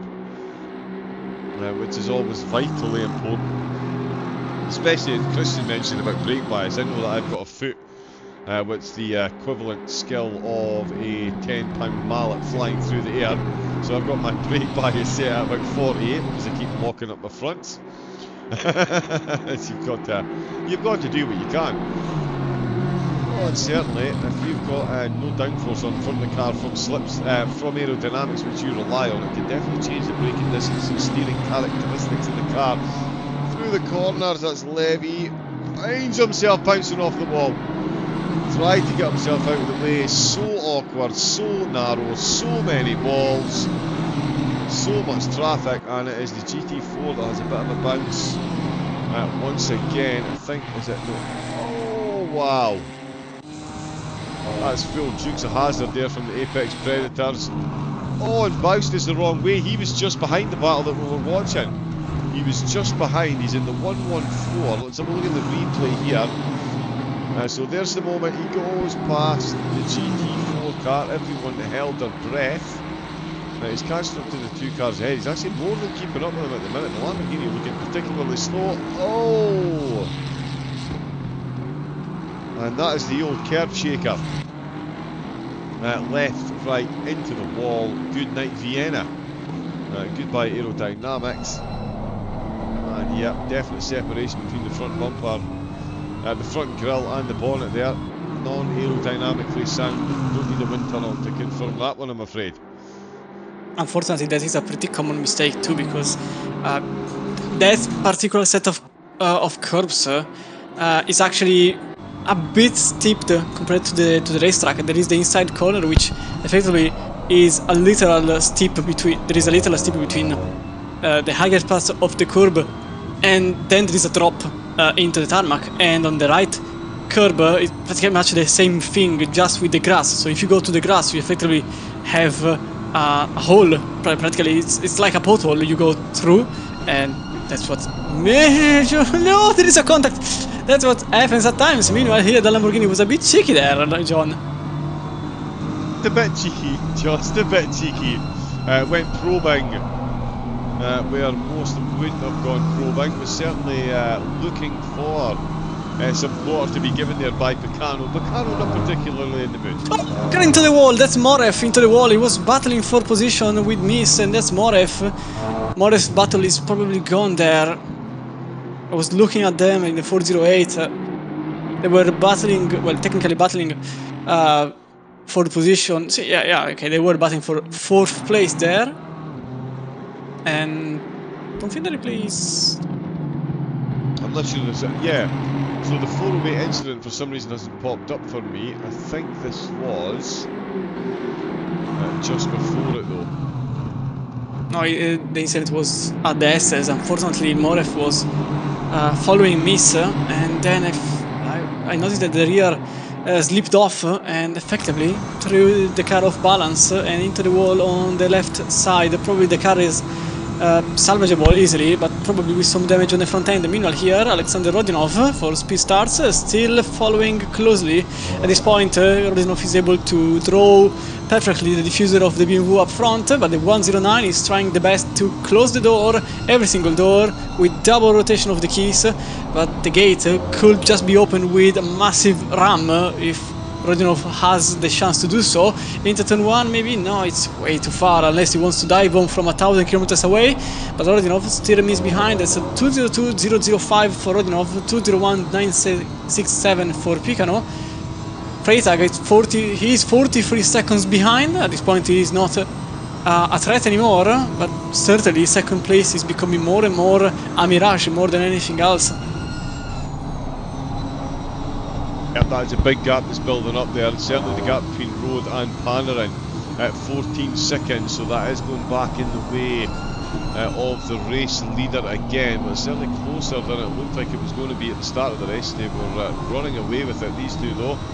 Road with a back-to-back white flags there. Right, he's just had to make his way past 3 cars down the hill, as you so often have to do around here, and we absolutely love it. I'm not sure what the drivers do. Certainly adds to the spice as we come down into Skyline.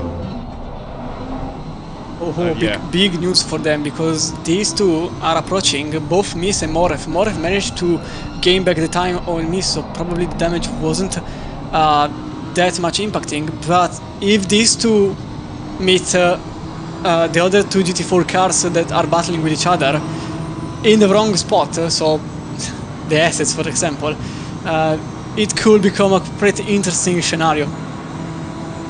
Yeah, it really could, and they're not far ahead. The Lamborghini looking to make it an interesting for that scenario before, though. He's going to go well on the brakes around the outside of the chase. He's going off the inside line on the exit, and that is a very nice move by Rodionov to get the speed stars for the first time in the race up onto the podium.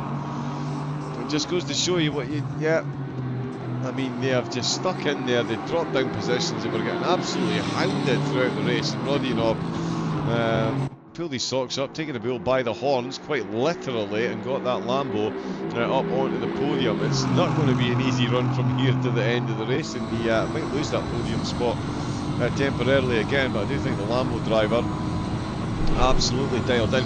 And the track temperature is coming down as well. It's going to be so much more forgiving on the tyres than it was at the start of the race. Even with 48 minutes, that's usually when you see the tyres start to drop off.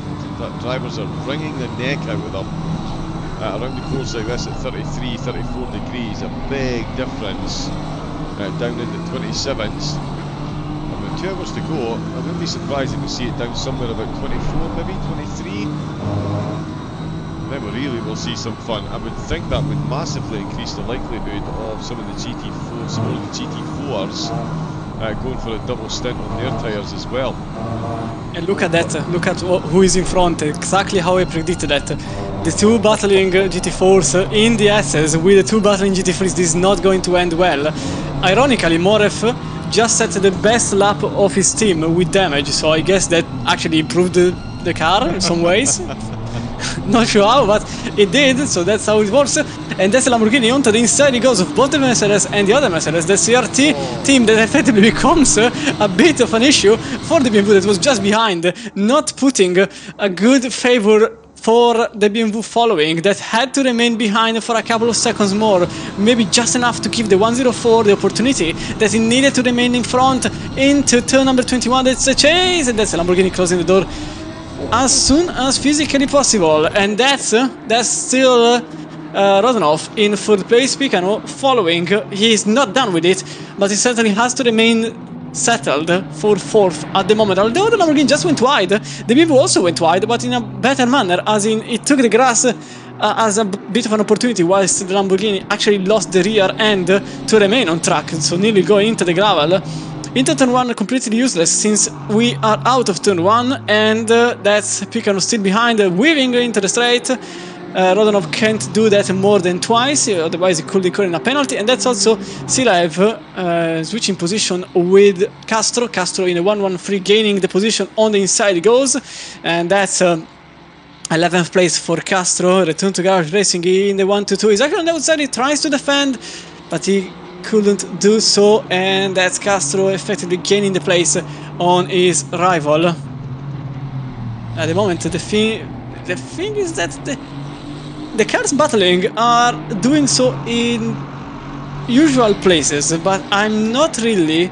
I wouldn't be surprised if they start doing overtakes, or at least attempt of overtakes, in the middle of unconventional places, like here into turn 8 or 9. It will be quite a situation, but you can see that the two GT4s still battling are now being in the middle of the way for the two Mercedes battling for fourth in GT4, and they have to settle staying behind, and they can't really do anything. This is what happens when you encounter two cars fighting for position in the SS. You just have to remain behind and to simply stay where you are. Otherwise, if you tap the car in front, you get a penalty, and you really don't want that. Although now we are into the corner straight back again, this time with a different fight, as the one in front, Rodionov already gained a second on Picano. The two Ferraris following each other, and this is actually possibly helping Moref, because the little bit of slipstream could be just enough for Moref to get enough time. No, he actually isn't. The GT4s remain the same, and the GT3s also remain the same. Both situations stationary at the moment, but I wouldn't rule out an answer by both kind of cars. As you can see here, the CRT is on the outside and it remains. Oh, there is a contact actually between the CRT and the Return to Garage Racing. The 408 has to wait for miss because an impact was going to be a penalty for Moref. Bit of sportsmanship there also to be seen. Nice to see that, although hard fighting, but still clean fight. At least they try to keep it fair. Contacts may happen. Here in 12, it's not over yet. Silev goes over the inside line into turn number 2 into Quarry Bend. This could be a very nice overtake. That's the switch back from earlier position. And now Silev in front of Castro, back in 11th place. 25 seconds behind Gorelick, but never say never as the GT4 is in the middle of the way. That's an Aston Martin, that's 409 of Tenitri. Nearly getting lapped by Miss and Moref, so outstanding situation there where Tenitri is nearly 2 minutes behind the next following car. So a bit of a terrible scenario for the 409 that early on was fighting quite hard for positions. But right now, Rodionov is back with Picano. Rodionov only 2 tenths in front of Picano. This could actually be the answer for the BMW against the Lamborghini that was slowed down by another GT4. So probably we will see another fight for second place, John. Yes, indeed. I think we're going to see fights right through this, but yeah, there's P3 again. For third place, sorry, not for second, for fourth place, yeah. Yeah, Picano catching right back up to Radionov, the Acuni GT karting team. Looking to get themselves. They started in third again. They've another team that have had quite the battle so far, and now find themselves down off the podium for the first time in the race and chasing a Lamborghini that has looked ever more impressive as the race has gone on. That car certainly prefers the cooler conditions, it seems. Rodionov and Gamov having a great race so far, but certainly Picano no slouch behind the wheel, and Koroshavin as well. So definitely a battle to brew here. In fact, let's cheat a bit again and see. Oh no, it's changed. 26 minutes left of this stint. Oh, that's Freytag. Oh no, just having a little touch of the white line. So what did I say? 26 minutes. Yeah. So a bit of time left in the grand scheme of things. Over half a stint left before they reach the pit timer again. That's going to take them just over an hour. Yeah, actually, so there we go then, Christian, with 26 minutes off that clock. That's going to be less than an hour and 20 left to go when the drivers... There is a crash. Oh, so that's a car off. I'm not sure which one it was. There was a yellow flag. Oh, that's several cars with yellow flags on, actually. There are many cars with yellow flags in different parts of the circuit. There was Bathurst, there was a crash between the Italian, Di Lillo, 407 and the Castro. Yeah, that's what happened early on. Oh, the 2 cars are heavily damaged there. Wow, heavily damaged is somewhat of an understatement there, my friend. Let's have a look at some replays. So this is the Apex Predator's point of view of this situation. We'll use the not so often used chase cam, so you can see pretty much from the driver's perspective. Sees a yellow flag and a massive Bentley effectively closing the door. Rossellini's car 120, so we jump on. Oh no, so this is a previous incident. Oh no, it's not. No, every single incident happened at the same time, actually. So this was the one that I catched up. Unfortunately, there was the battle for the GT4s in the middle, and not much that could have been done there, apart from not being there for Rossellini. The one between Castro and Di Lillo, I couldn't see exactly what happened, so I can't give you information. There we go. Here is Castro. Now he's got a constant yellow flag, so he really is carrying a literal mountain of damage from the mountain, trying to get it back to the pits. Please let us see what's happening. Camera angle. Goes. Oh, and the GT4 just moves over. Oh, wow.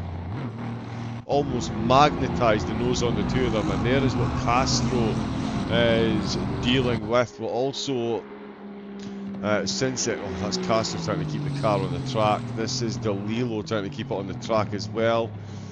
Both of them, oh, failing epically. No grip, no steering, no downforce, no nothing. But we do have, as predicted by the GOAT of the commentary, Mr. Romano himself, we've got a battle for third place. Oh, as the Lamborghini almost makes a pig's ear of it into the wall at the bottom of Forest, in the middle of Forest Elbow, trying to go past that GT4 car. Oh, that was close. That was a bit closer than the drivers would like, that is for sure. 104 and 109, there was no contact between the walls or the cars, which is quite incredible. Has that done enough? Oh, and in fact, that's the wrong car. We want Rodionov's rear spoiler. No, it's not quite enough to give the BMW the edge into the chase and into Murray's corner. On the Lamborghini, yep, saving his defensive move and just plants the car right in the middle. He knows what he's doing. I've got a friend of mine, Kieran Clifford, who likes to do that when I'm trying to chase him down. He'll just park the car in the middle of the road. Yeah. And yeah, Rodionov having a call on all of his defensive duties there. It is absolutely incredible, Christian. It has to be said, the battle between these two with the other traffic and stuff, I mean, we have to say, over 2 hours in, both of these cars have had highlight-laden races so far, and to spend this much time so close to another driver around the track like this, it really is absolute precision stuff from the two of them. I mean, Lucas Road doing great up at the front, unencumbered. These two definitely encumbered throughout the race and still keeping it together, while I'm sure sweating absolute buckets during this one. The issue is that you don't really, you can't really just rely on your mirror because you are battling with someone.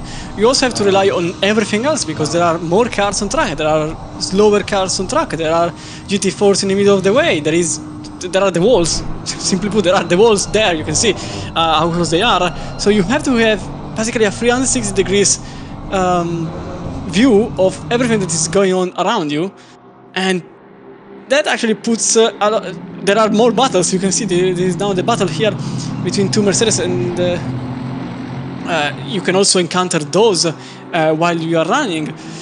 Everything is unsettling after a while. There is a reason many can't really do more than 2 hours of racing continuously, mostly because it's a lot of things to consider all at once, and not everybody is, I wouldn't say safe with doing it, but they prefer not to do so because they simply don't want to.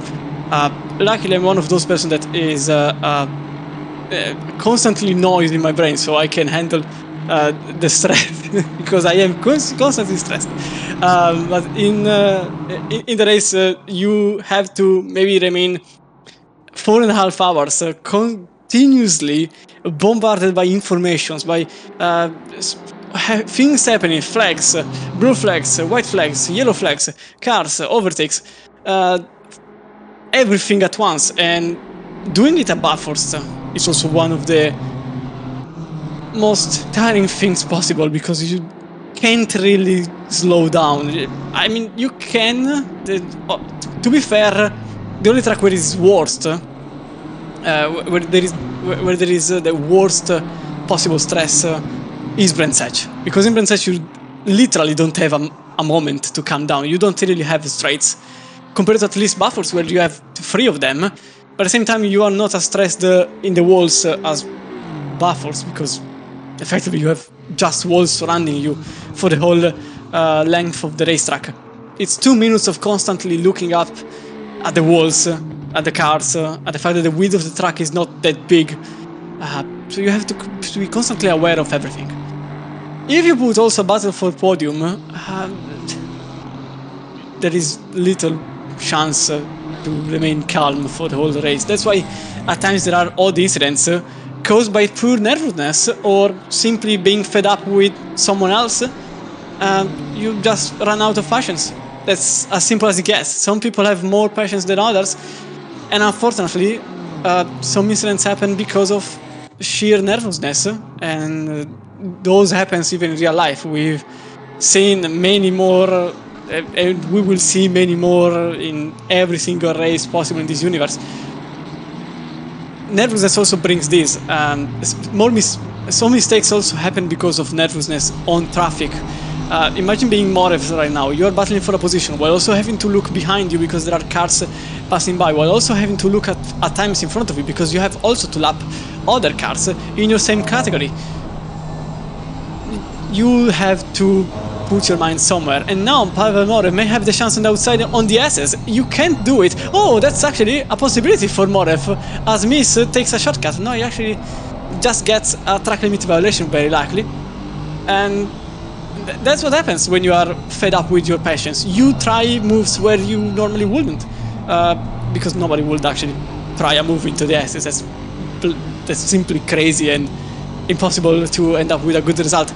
But you still try, because after 30 minutes of staying behind the driver, after looking at the same livery, at the same rear end for laps after laps, you tend to run out of patience. You just want to get rid of the car in front, whichever method you find. In this case, Morev may go for a more usual way. Never mind, no he doesn't, he remains behind, and he will have another lap in which we will see the same rear end for the same 2 minutes and 10 seconds. So after a while you get really fed up of the car in front and you start to really hate everyone around you, whoever that is. And that's why at times you see incidents with some GT4s and GT3s, because you don't even look at the mirror anymore, because you are just looking forward. And that's why some incidents happen. That's just a lack of experience, a lack of patience, or simply some distraction because you are too focused on what's in front of you. That's what's the real difference between a fast driver and a fast driver in the race. It's two different kind of drivers. One could be very quick in clean air, without troubles, without multi-class, without lapped cars, but as soon as they encounter a car, you notice them because they don't really know what to do. They make mistakes, they don't choose a side early on, and they lose positions. We noticed them during the race, that some drivers managed to gain positions simply because they did their race in the correct manner, by simply being cautious and simply by staying out of trouble, while some others simply had only one way forward, and it was in front and never into the sides. And that's how some incidents happen. That also applies in GT4s. That's the way in multi-class racing, but that's the usual thing about endurance races. It's not the fastest team that wins, but it's the best team that wins. There is a reason for it. It's not that just because you have a fast car you are going to win, because it just takes a single moment of distraction in which you don't really put the correct consideration into the correct danger in front, that mistakes happen and you end up out of the podium or out of a finishing position altogether. And that's the beauty of endurance racing for me, because you can win even if you are not the fastest. You just win because you are the best one. Kind of good feeling. In the meantime, there has also been an overtake. This time it was between Karlant and Grimov in 8th place in turn number 21. Yeah, that's why that happened. Grimov is into the pits, that's why. So probably he didn't really defend the position because he was bound to go into the pits. Seems like an early one actually, sorry, let me just have a look at that. Oh, they are out of sync. They're completely out of sync, yeah. But yeah, it's actually a bit earlier because they are on 36 minutes in the timer, so probably they've been overtaken and they chose what do we do about it, and they thought about an undercut, which could work, honestly. Well, you know what, I would normally agree with you, but this does give them a second pit stop where they can't double stint the tyres, because this was something I was going to ask you actually. Again, all I've done is pick your brains as a driver this afternoon. You can do about an hour and 20 minutes on these tyres, can't you, Christian? Around this track, 26-degree track temperature, what are we thinking? An hour and 20 doable on these tyres?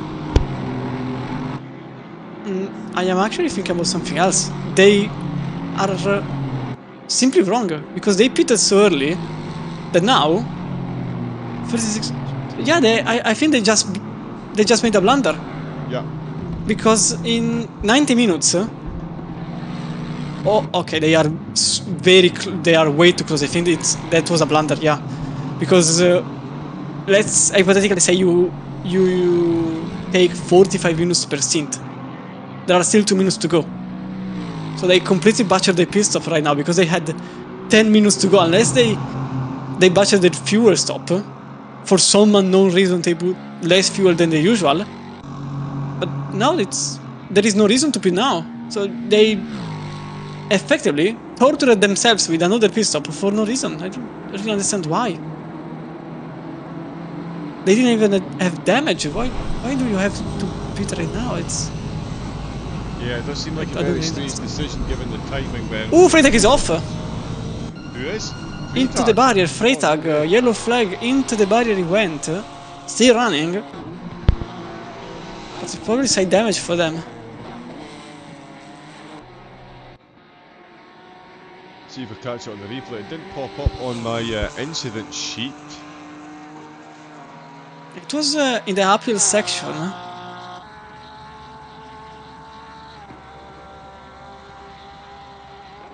Fortunately, I wasn't looking at them, so I just saw the yellow flag. Yeah, heading up towards the cutting, certainly no traffic around them. Oh, Picano and Rodionov are very close. Yeah, that battle never really ended. No, it's getting even closer. Oh, so there was, yeah, so they just caught up to the Apex Predators GT4 car. Maybe clipped the wall on the way past there. Picano can still very clearly read everything on the back of that Lamborghini. Those beautiful brake lights lighting up for our viewing pleasure as they go past a very stationary Florian Baust, who's just jumped back to the pits. That was a big contact on the way up the hill. They just had a contact, in fact, not so long ago. Heading up into cutting, oh, just a little bit of a wiggle, unsettled them, and on the exit, lost the back and bounced off the wall. And I think we're about to see, there we go, the Lamborghini and the BMW just coming into shot there. Bathurst is indiscriminate and it is constant. Chris and I have both mentioned just there is no room for error at any point on this track. Again, like Barnes Hatch, there is just no... Oh, and that is a clumsy contact, and he saved it! What a save by Michael Mize for Calnet Racing. Get that one on the highlight reel. He's done very well to save that there, almost losing the back end after contact on the way into the chase between the GT4 podium protagonists. Well, they've held on to it. Castro's still in the pits, has been in there for quite some time. Picano 8 tenths, a second down. Swatco in for Slater Motorsport. By the way, I went back to see the yellow flag, and it was luckily just the car going sideways in the middle of the mountain. For how scary it was, it didn't bring any repercussion to the car. So just a lot of fear, but no, nothing to worry about. Good stuff. We've got a raid. Welcome in, Raiders. It is a Razor X, a Razor EXE. Good evening. Welcome in. Thank you very much for the raid. Welcome in, Raiders. It is LFM, and it is the ACC Drive Endurance series. We're in round at number 8.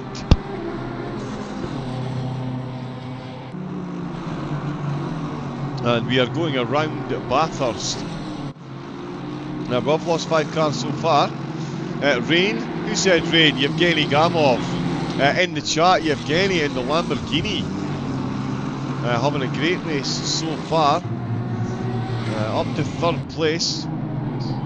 I do love having the drivers in the chat, instantly turn it into an interview as well. I'm going to jump under the shower, be right back. Be careful you don't slip. But yeah, we've also got Dr. Dolt with the 3-stream streak, so thank you very much, Dr. Doe. for the commitment. Oh, there we go, the Mercedes being passed. That's Rodionov just going past as well. So the two battles that we're watching, Christian, both appearing on screen at the same time. Again, just highlights why we love endurance racing, especially at the top end with these drivers involved, as they all make their way through there beautifully. More blue flag traffic to come, and it does present those extra little opportunities for overtakes and indeed defensive moves as well. Yeah, this situation at the moment is tense, to say the least. Both battles are on the edge of the knife at the moment. The gap is barely countable at the moment. There are just a few attempts between both in both battles, and there is still 1 hour and a half to go. Now we are getting closer and closer to that famous sprint racing threshold in which everything kinda works, because you don't really have any more a pit stop to play with. You don't really have anything else to battle for apart from your position on track, because everyone else is pretty far away. In Rodinov's case, Panarin is 28 seconds up front, and Freitag is another 40 behind. Whilst in Mies and Morev's case, Rambach is 1 minute and 45 seconds up front, and Di Lillo at this point is 1 minute behind because of the damage he sustained early on. So at this point they are just fighting for their own position. They don't really care about anything else, rightfully so. And for the next 90 minutes we can expect some more battles to come up and there, as Verstappen is into the pits, and these two will go on until effectively something happens to either of them, and I'm not sure what could happen. Meanwhile, there's actually the possibility between Mies and Morev on the straight. There is just a time between the two, and they could actually go for an overtake after Morev managed to gain some time after the hairpin. This could actually be Morev's chance to get into the sideline, and once again the CRT. Oh, there is a cut-off.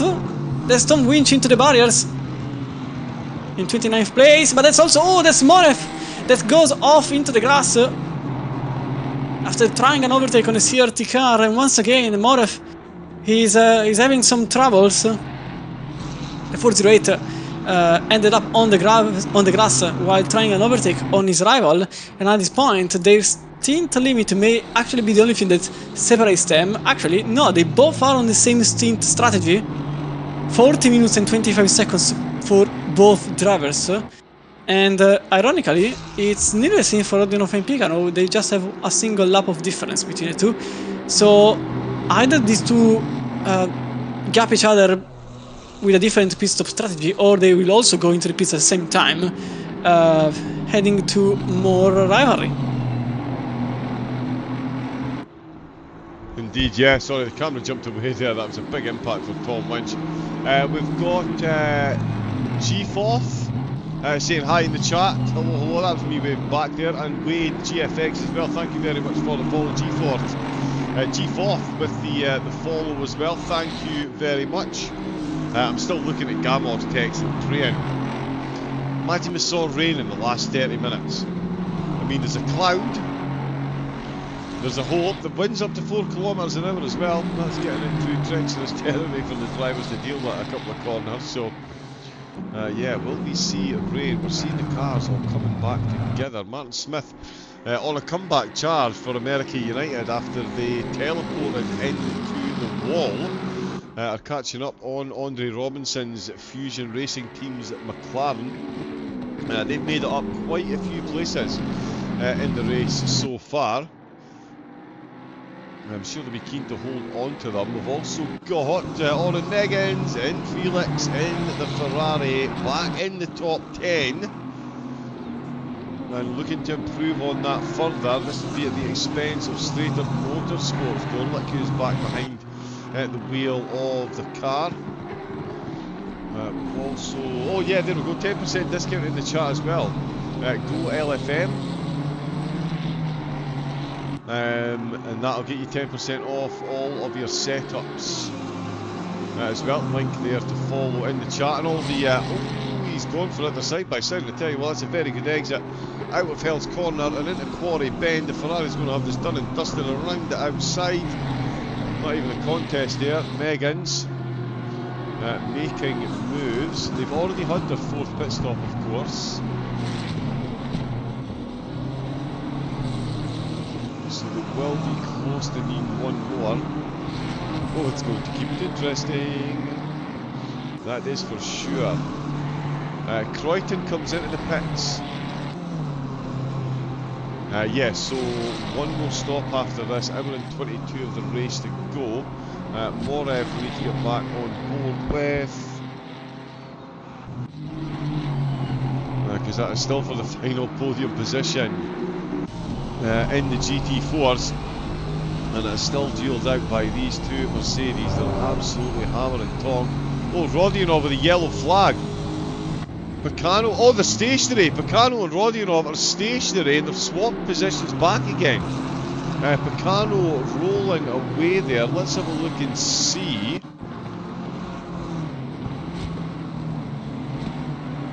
Oh, so I think Rodionov catching up. Oh, the GT4 bounced off the wall, collected the Lambo. Oh, and then more cars come piling through. That's the end Felix car, so we would have actually seen that in due course. Oh, and that Mercedes.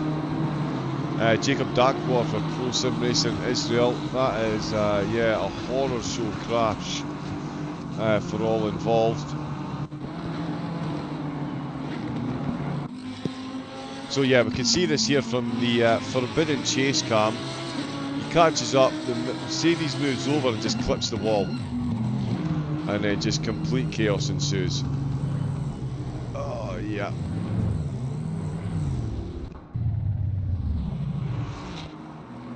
It's like what we're saying. It's like we were saying, Christian.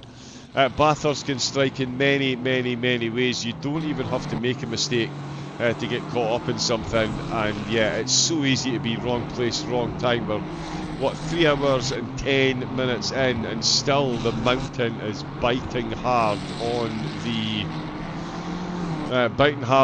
drivers, and that has put what was an incredible battle back down a couple of spots. But not only that, Pit Speed Racing, as you predicted, Christian, are up into 3rd place, maybe a bit sooner than you would have thought.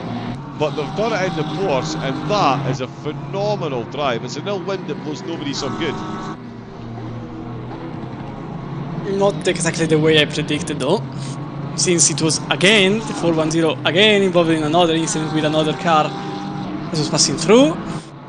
And honestly, after a while you have to be aware. It's not a question you have to be, but anyway.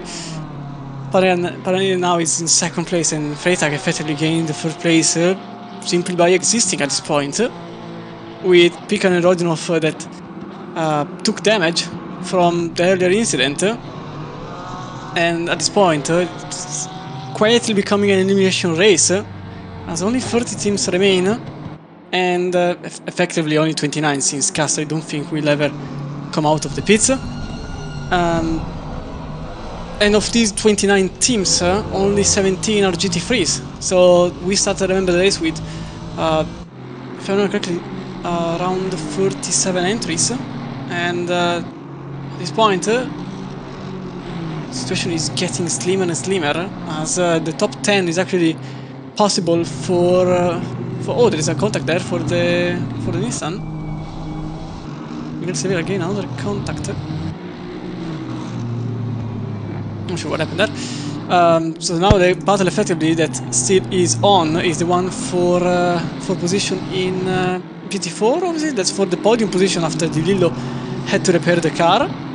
And between Gamov and Kritin, they are still battling. The car 105, the 104 is still battling, but this time with the 106 instead of the 109. So Kritin is now engaging the fight with them.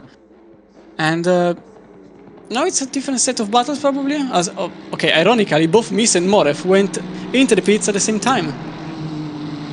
So the battle never stops for these two cars that are battling for the podium. And also now there is the battle for 5th after Kritin and Gamov closed the gap to 3 times with Gamov that had to go into the pits for an entire minute and 18 seconds to repair the car, although there is still damage, so I wonder if it's just a graphical glitch or if it is possibly it's a graphical glitch, yeah, because that car has been sitting in the pits for I don't think a good chunk of time. Oh no, it's not, yeah. I don't think it is a glitch. I think... Oh no, of course Please it's not. Me. This was the Mercedes. This was, yeah, this okay, was no, the Lambo. This, yeah, that was when they got caught. Sorry, yes, of course, that was, this was the earlier incident, yeah. Oh, Berezovsky. Oh, yellow flag for him again. The 111 has issues once more. Self-inflicted this time. And into the wall he went.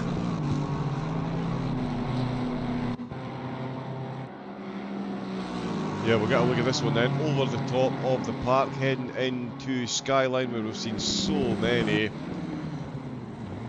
Oh, that's not quite the same, but it is still enough. It's there. You tap with the wall on one side, and you always end up nose first into the wall on the opposite side of the track. That is definitely the one consistent thing with the crashes here at Bathurst. Gamov is looking very close to Croyton, who's just come out of the pits. In fact, there's been a rapid influx in and out of the pits, I barely noticed.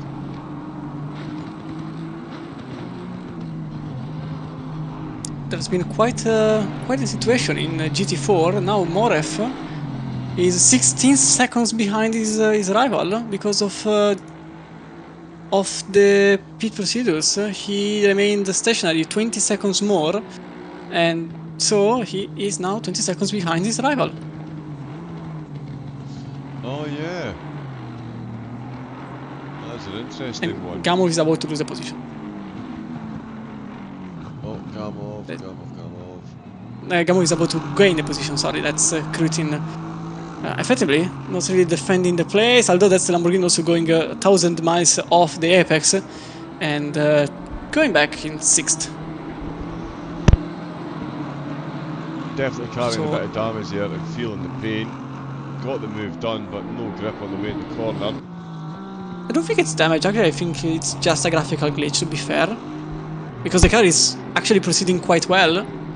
Earlier on, Gamov's lap time was a good one, so probably that's just visual damage. It's not a real damage, even because he clearly repaired the car early on. So speed is there, it's just that he just didn't brake in time. Okay, yeah, missed his brake zone. Oh. Arslan Fusion with another yellow flag there. Looks like a bit of damage there. They've just pulled into the pits. Erdey for Strater Motorsport then continues onward. Nikolai Polyakov still surviving up at the front of the GT4s, now 71 seconds ahead. Yeah, masterclass doesn't even do it justice. Incredible run. Oh, Croyton with a white flag. Now that's Gamov's Lamborghini that is still absolutely parked there. Now he's caught back up again with that GT4 traffic. Thomas Raider. Raider had to repair the car. 6 seconds ahead. Yeah, he had to repair the car. 10 seconds stationary in the pit. Pobedinski didn't do any service to the car apart from the usual, and so the gap is now only 6 seconds. In the meantime, Goltsev and Aydin here, you can see the Streiter BMW trying to get the nose in front of both axles of the Ferrari number 122 that still has to pit. Yeah, these two driving the absolute wheels off it, looking for positions if they can. And the Streiter BMW certainly looking like he's in a decent position to try something here around the outside. And yeah, not maybe a bit far back to carry that much grip. He does throw it towards the apex, but the Ferrari is of course firmly parked there. And he does hold on to it. I love the sound of the engines coming back off the walls. Swing spot out with the sewers, down that hill, love it. Up we go, so yeah, Aiden still chasing, Goltsev holding on to it for the moment. We're now, yeah, so still got 3 cars that are running by the start. Meccano back at the 3rd, Martin Smith back up to 15th. So huge congratulations to American United Racing. They were on a charge at the start of the race, got caught up when they, as I say, teleported into the wall. They were down at the very back of the grid after an early and long pit stop to get their damage repaired. They're back to where they started in 15th place. So great drive by them. And they've managed to limit it to only 4 pit stops so far, which is incredible going. That's the Young ahead of them for straighter. They've been in 5. No penalties so far. Not much in the way of drive-throughs either, actually. Only one Tenetry with a drive-through, and Dakar with a stop-go 32nd. But other than that, no one left in the race with a penalty. Gamov within 4:10 still, and Aiden and Goltsev certainly still very close. Pomadinsky on that previous lap was 2:10 slower than Thomas Ryder. So that is quite a battle in the margins at the minute. Pomadinsky, I'm sure, will have the scent, especially given the length of the pit stops. Let's see what these two do into turn 21 and out again, both safely making it out. Not the position they were planning on battling for here. Vimazar is back behind the wheel. So he's retaking the wheel. That is 4th place.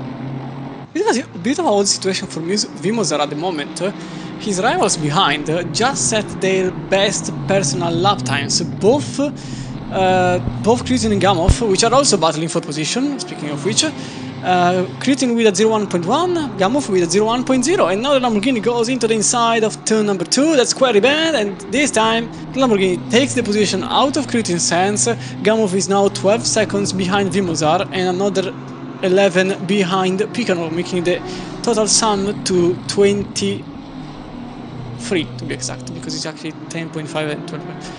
So yeah, all summed it should be around 23 seconds, the difference between Picano and Gamov, so unlikely to see them battle again, but as we saw, literally everything can still happen, and these two are surely still there for a battle, at least with Vimazar, who is at the moment lapping 8 times slower, but Picano lapped the last time with a 02.7, so at the moment this could be 2 seconds being cut every single lap. And oh, there is a car upside down! What the hell was that? That is Dakar, who is indeed upside down on his roof. It's again the 410. How on earth have they managed that? Made it down through here quite safely. I mean, that's a fairly innocuous tap with a wall to be given such a harsh punishment. Yeah, but this crashed the lobby. Upside down car means crashed lobby. So that's it. Right, okay, yeah, that I have. That's why I was slightly angry, because I knew that this was race over. Yep, server crashed. Ah, goodness me. Right, okay. That's why I was slightly furious, because I knew what was coming. Unfortunately, I witnessed one too many cars getting on the roof, especially on the Nürburgring, because on the Nürburgring is actually quite easy for crashes of certain entities. It happens, I can't really give fault. But yeah, that's the race, unfortunately. Yeah, because there wasn't long left either. That was. Yeah, I think 75% of the race was already passed. So I think the race is actually counted towards the results for everyone asking. But unfortunately, that's final hour up in flames. Completely up in flames. Yeah, well, there we go, folks. An unfortunate end, a red flag to the race. A bit of a technical issue with the sim itself. If a car ends up on the roof, that will, as we've seen, unfortunately end the race. The results will stand. They have cleared off my screen, of course they have. But yeah, as Christian said, the result, because 75% of the race has run, that will count towards. Unless you say differently, because maybe because it was a 4.5 hours race, but theoretically they should count. But I'm not entirely sure, so don't take my words as the messiah. Yeah, we will get confirmation of that very shortly. Let me just see. Take that down in fact. So yeah, we'll just run a quick replay of the start. I'll have a quick look and see. Of course, it's Bathurst this week. We've got Barcelona coming up next time out with Silverstone and the Nürburgring season finale. Even with today's race cut short, SimRC Endurance are still top of the championship no matter what happens, and in the GT4s as well. Yeah, Khaled Racing are still top. Fort Club could well be up to, in fact, Fort Club are up to second place. I can confirm that with the lead that they had. If they get the win for that, Nalhala didn't race, and they're only a few points behind. So yeah, I would say that one pretty much signed, sealed, and delivered for them to get back up to second place. I wonder if they just missed a couple of races to make the championship more interesting for themselves. Certainly would be unheard of at the level they are at. Yes, the server did die. IR Terminator. Yeah, we'll have the car on its roof. IB Schofield Racing, I think. Yes, unfortunately the server has died with about an hour left to go. Well, unfortunately, not everyone crashed, so certain cars are still on, I'm afraid to tell you. But I'm pretty sure that the stewards have to red flag it at this point because half the cars are not on the grid anymore. Right, okay. Yeah, so fun times ahead for the... I'm trying to give informations, but not sure what to say. Because effectively the race is still going, but half the field is into the pits and the other half is not in the race anymore. So... Okay, there will be no restart. Effectively there is not going to be a restart. So the race is continuing? What I know. Probably not. I suppose not. I just have to give confirmation of the second.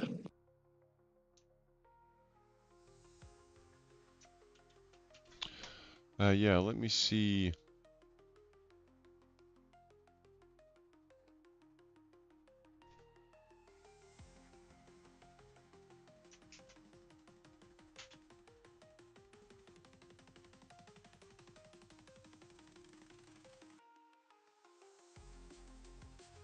Green light, go, go, go. Yeah, correct. So the race gets cancelled actually, unfortunately. Right, okay, yeah, I see what you mean. So there are some cars in, some cars have managed to rejoin, but of course they'll be held for 2 minutes. Because they've joined the server. Yeah, Vimazar's going to be gutted, he's the on-track leader.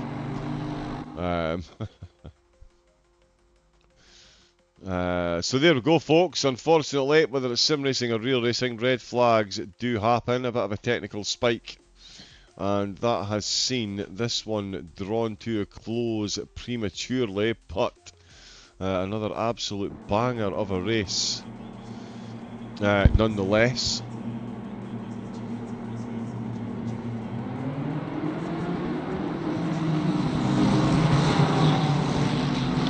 Yeah, there should definitely be sound coming through. What we'll do is, I'll leave you with the highlights that we had up until that point. In fact, what I will do...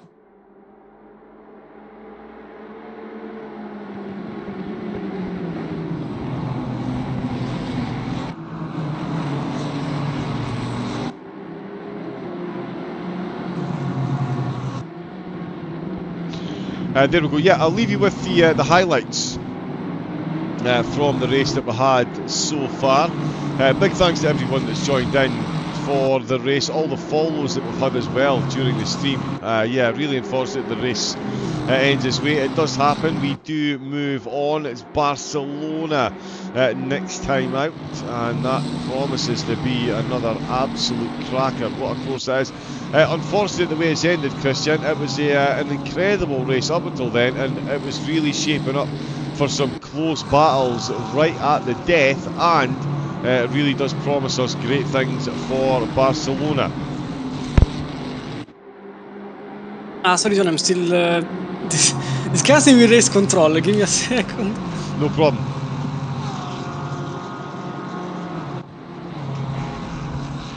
Yeah, just I'll quickly type in the chat as well. So, just Friday, yes, so the server kicked out the vast majority of the field. So the server itself is still running, but there's a huge number of the cars have had to reconnect, and they've been put back in the pits with a 2-minute hold. The race leaders have been put back down to 3rd place in a lap down. So it's made a huge mess of the results. It seems to have taken track position as running order, from what I can see, at the point when the car ended up on its roof.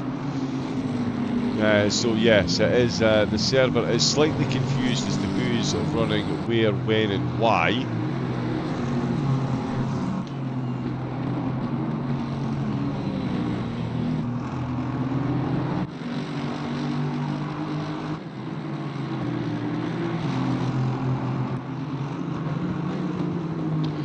Yeah, bear with us a second. I'm just going to check with race control and get confirmation on what's going on. Back in a moment.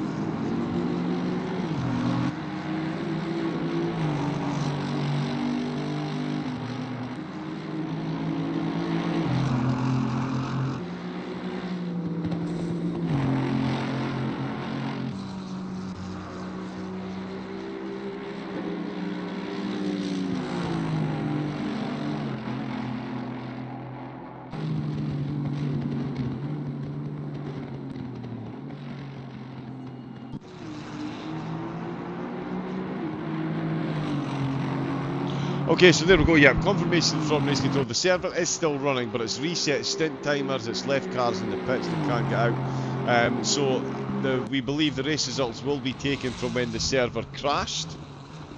And the drivers that are still running, they can still run. They're not going to get kicked out of the server, but there's drivers that can no longer participate because they're not being allowed out of the pits by the game. So obviously, yeah, the race has to stop. It's not fair on the cars that are still stuck in the pit. So yes, we are going to call an end to today. There's no point in showing the drivers left in. There's only about 8 of them on track and a whole load of them in the pit. So yes, we will bring today to a close. Again, thank you to everyone that has been involved, all the drivers as well. As I say, we'll see them back again for Barcelona, so make sure you tune in on that, of course, live on YouTube and Twitch.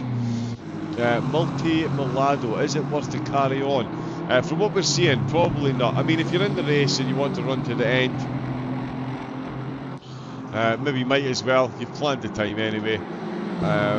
But yeah, I would also check with Discord, because we're speaking to the broadcast side of things as well, but I would check in Discord as well just to see what the updates for that are. So yeah, round number 9 of the ACC Drive Enduro, certainly not how we want it to end, Christian, but as I say, these things unfortunately do happen, and it's onwards and upwards to Barcelona next time out.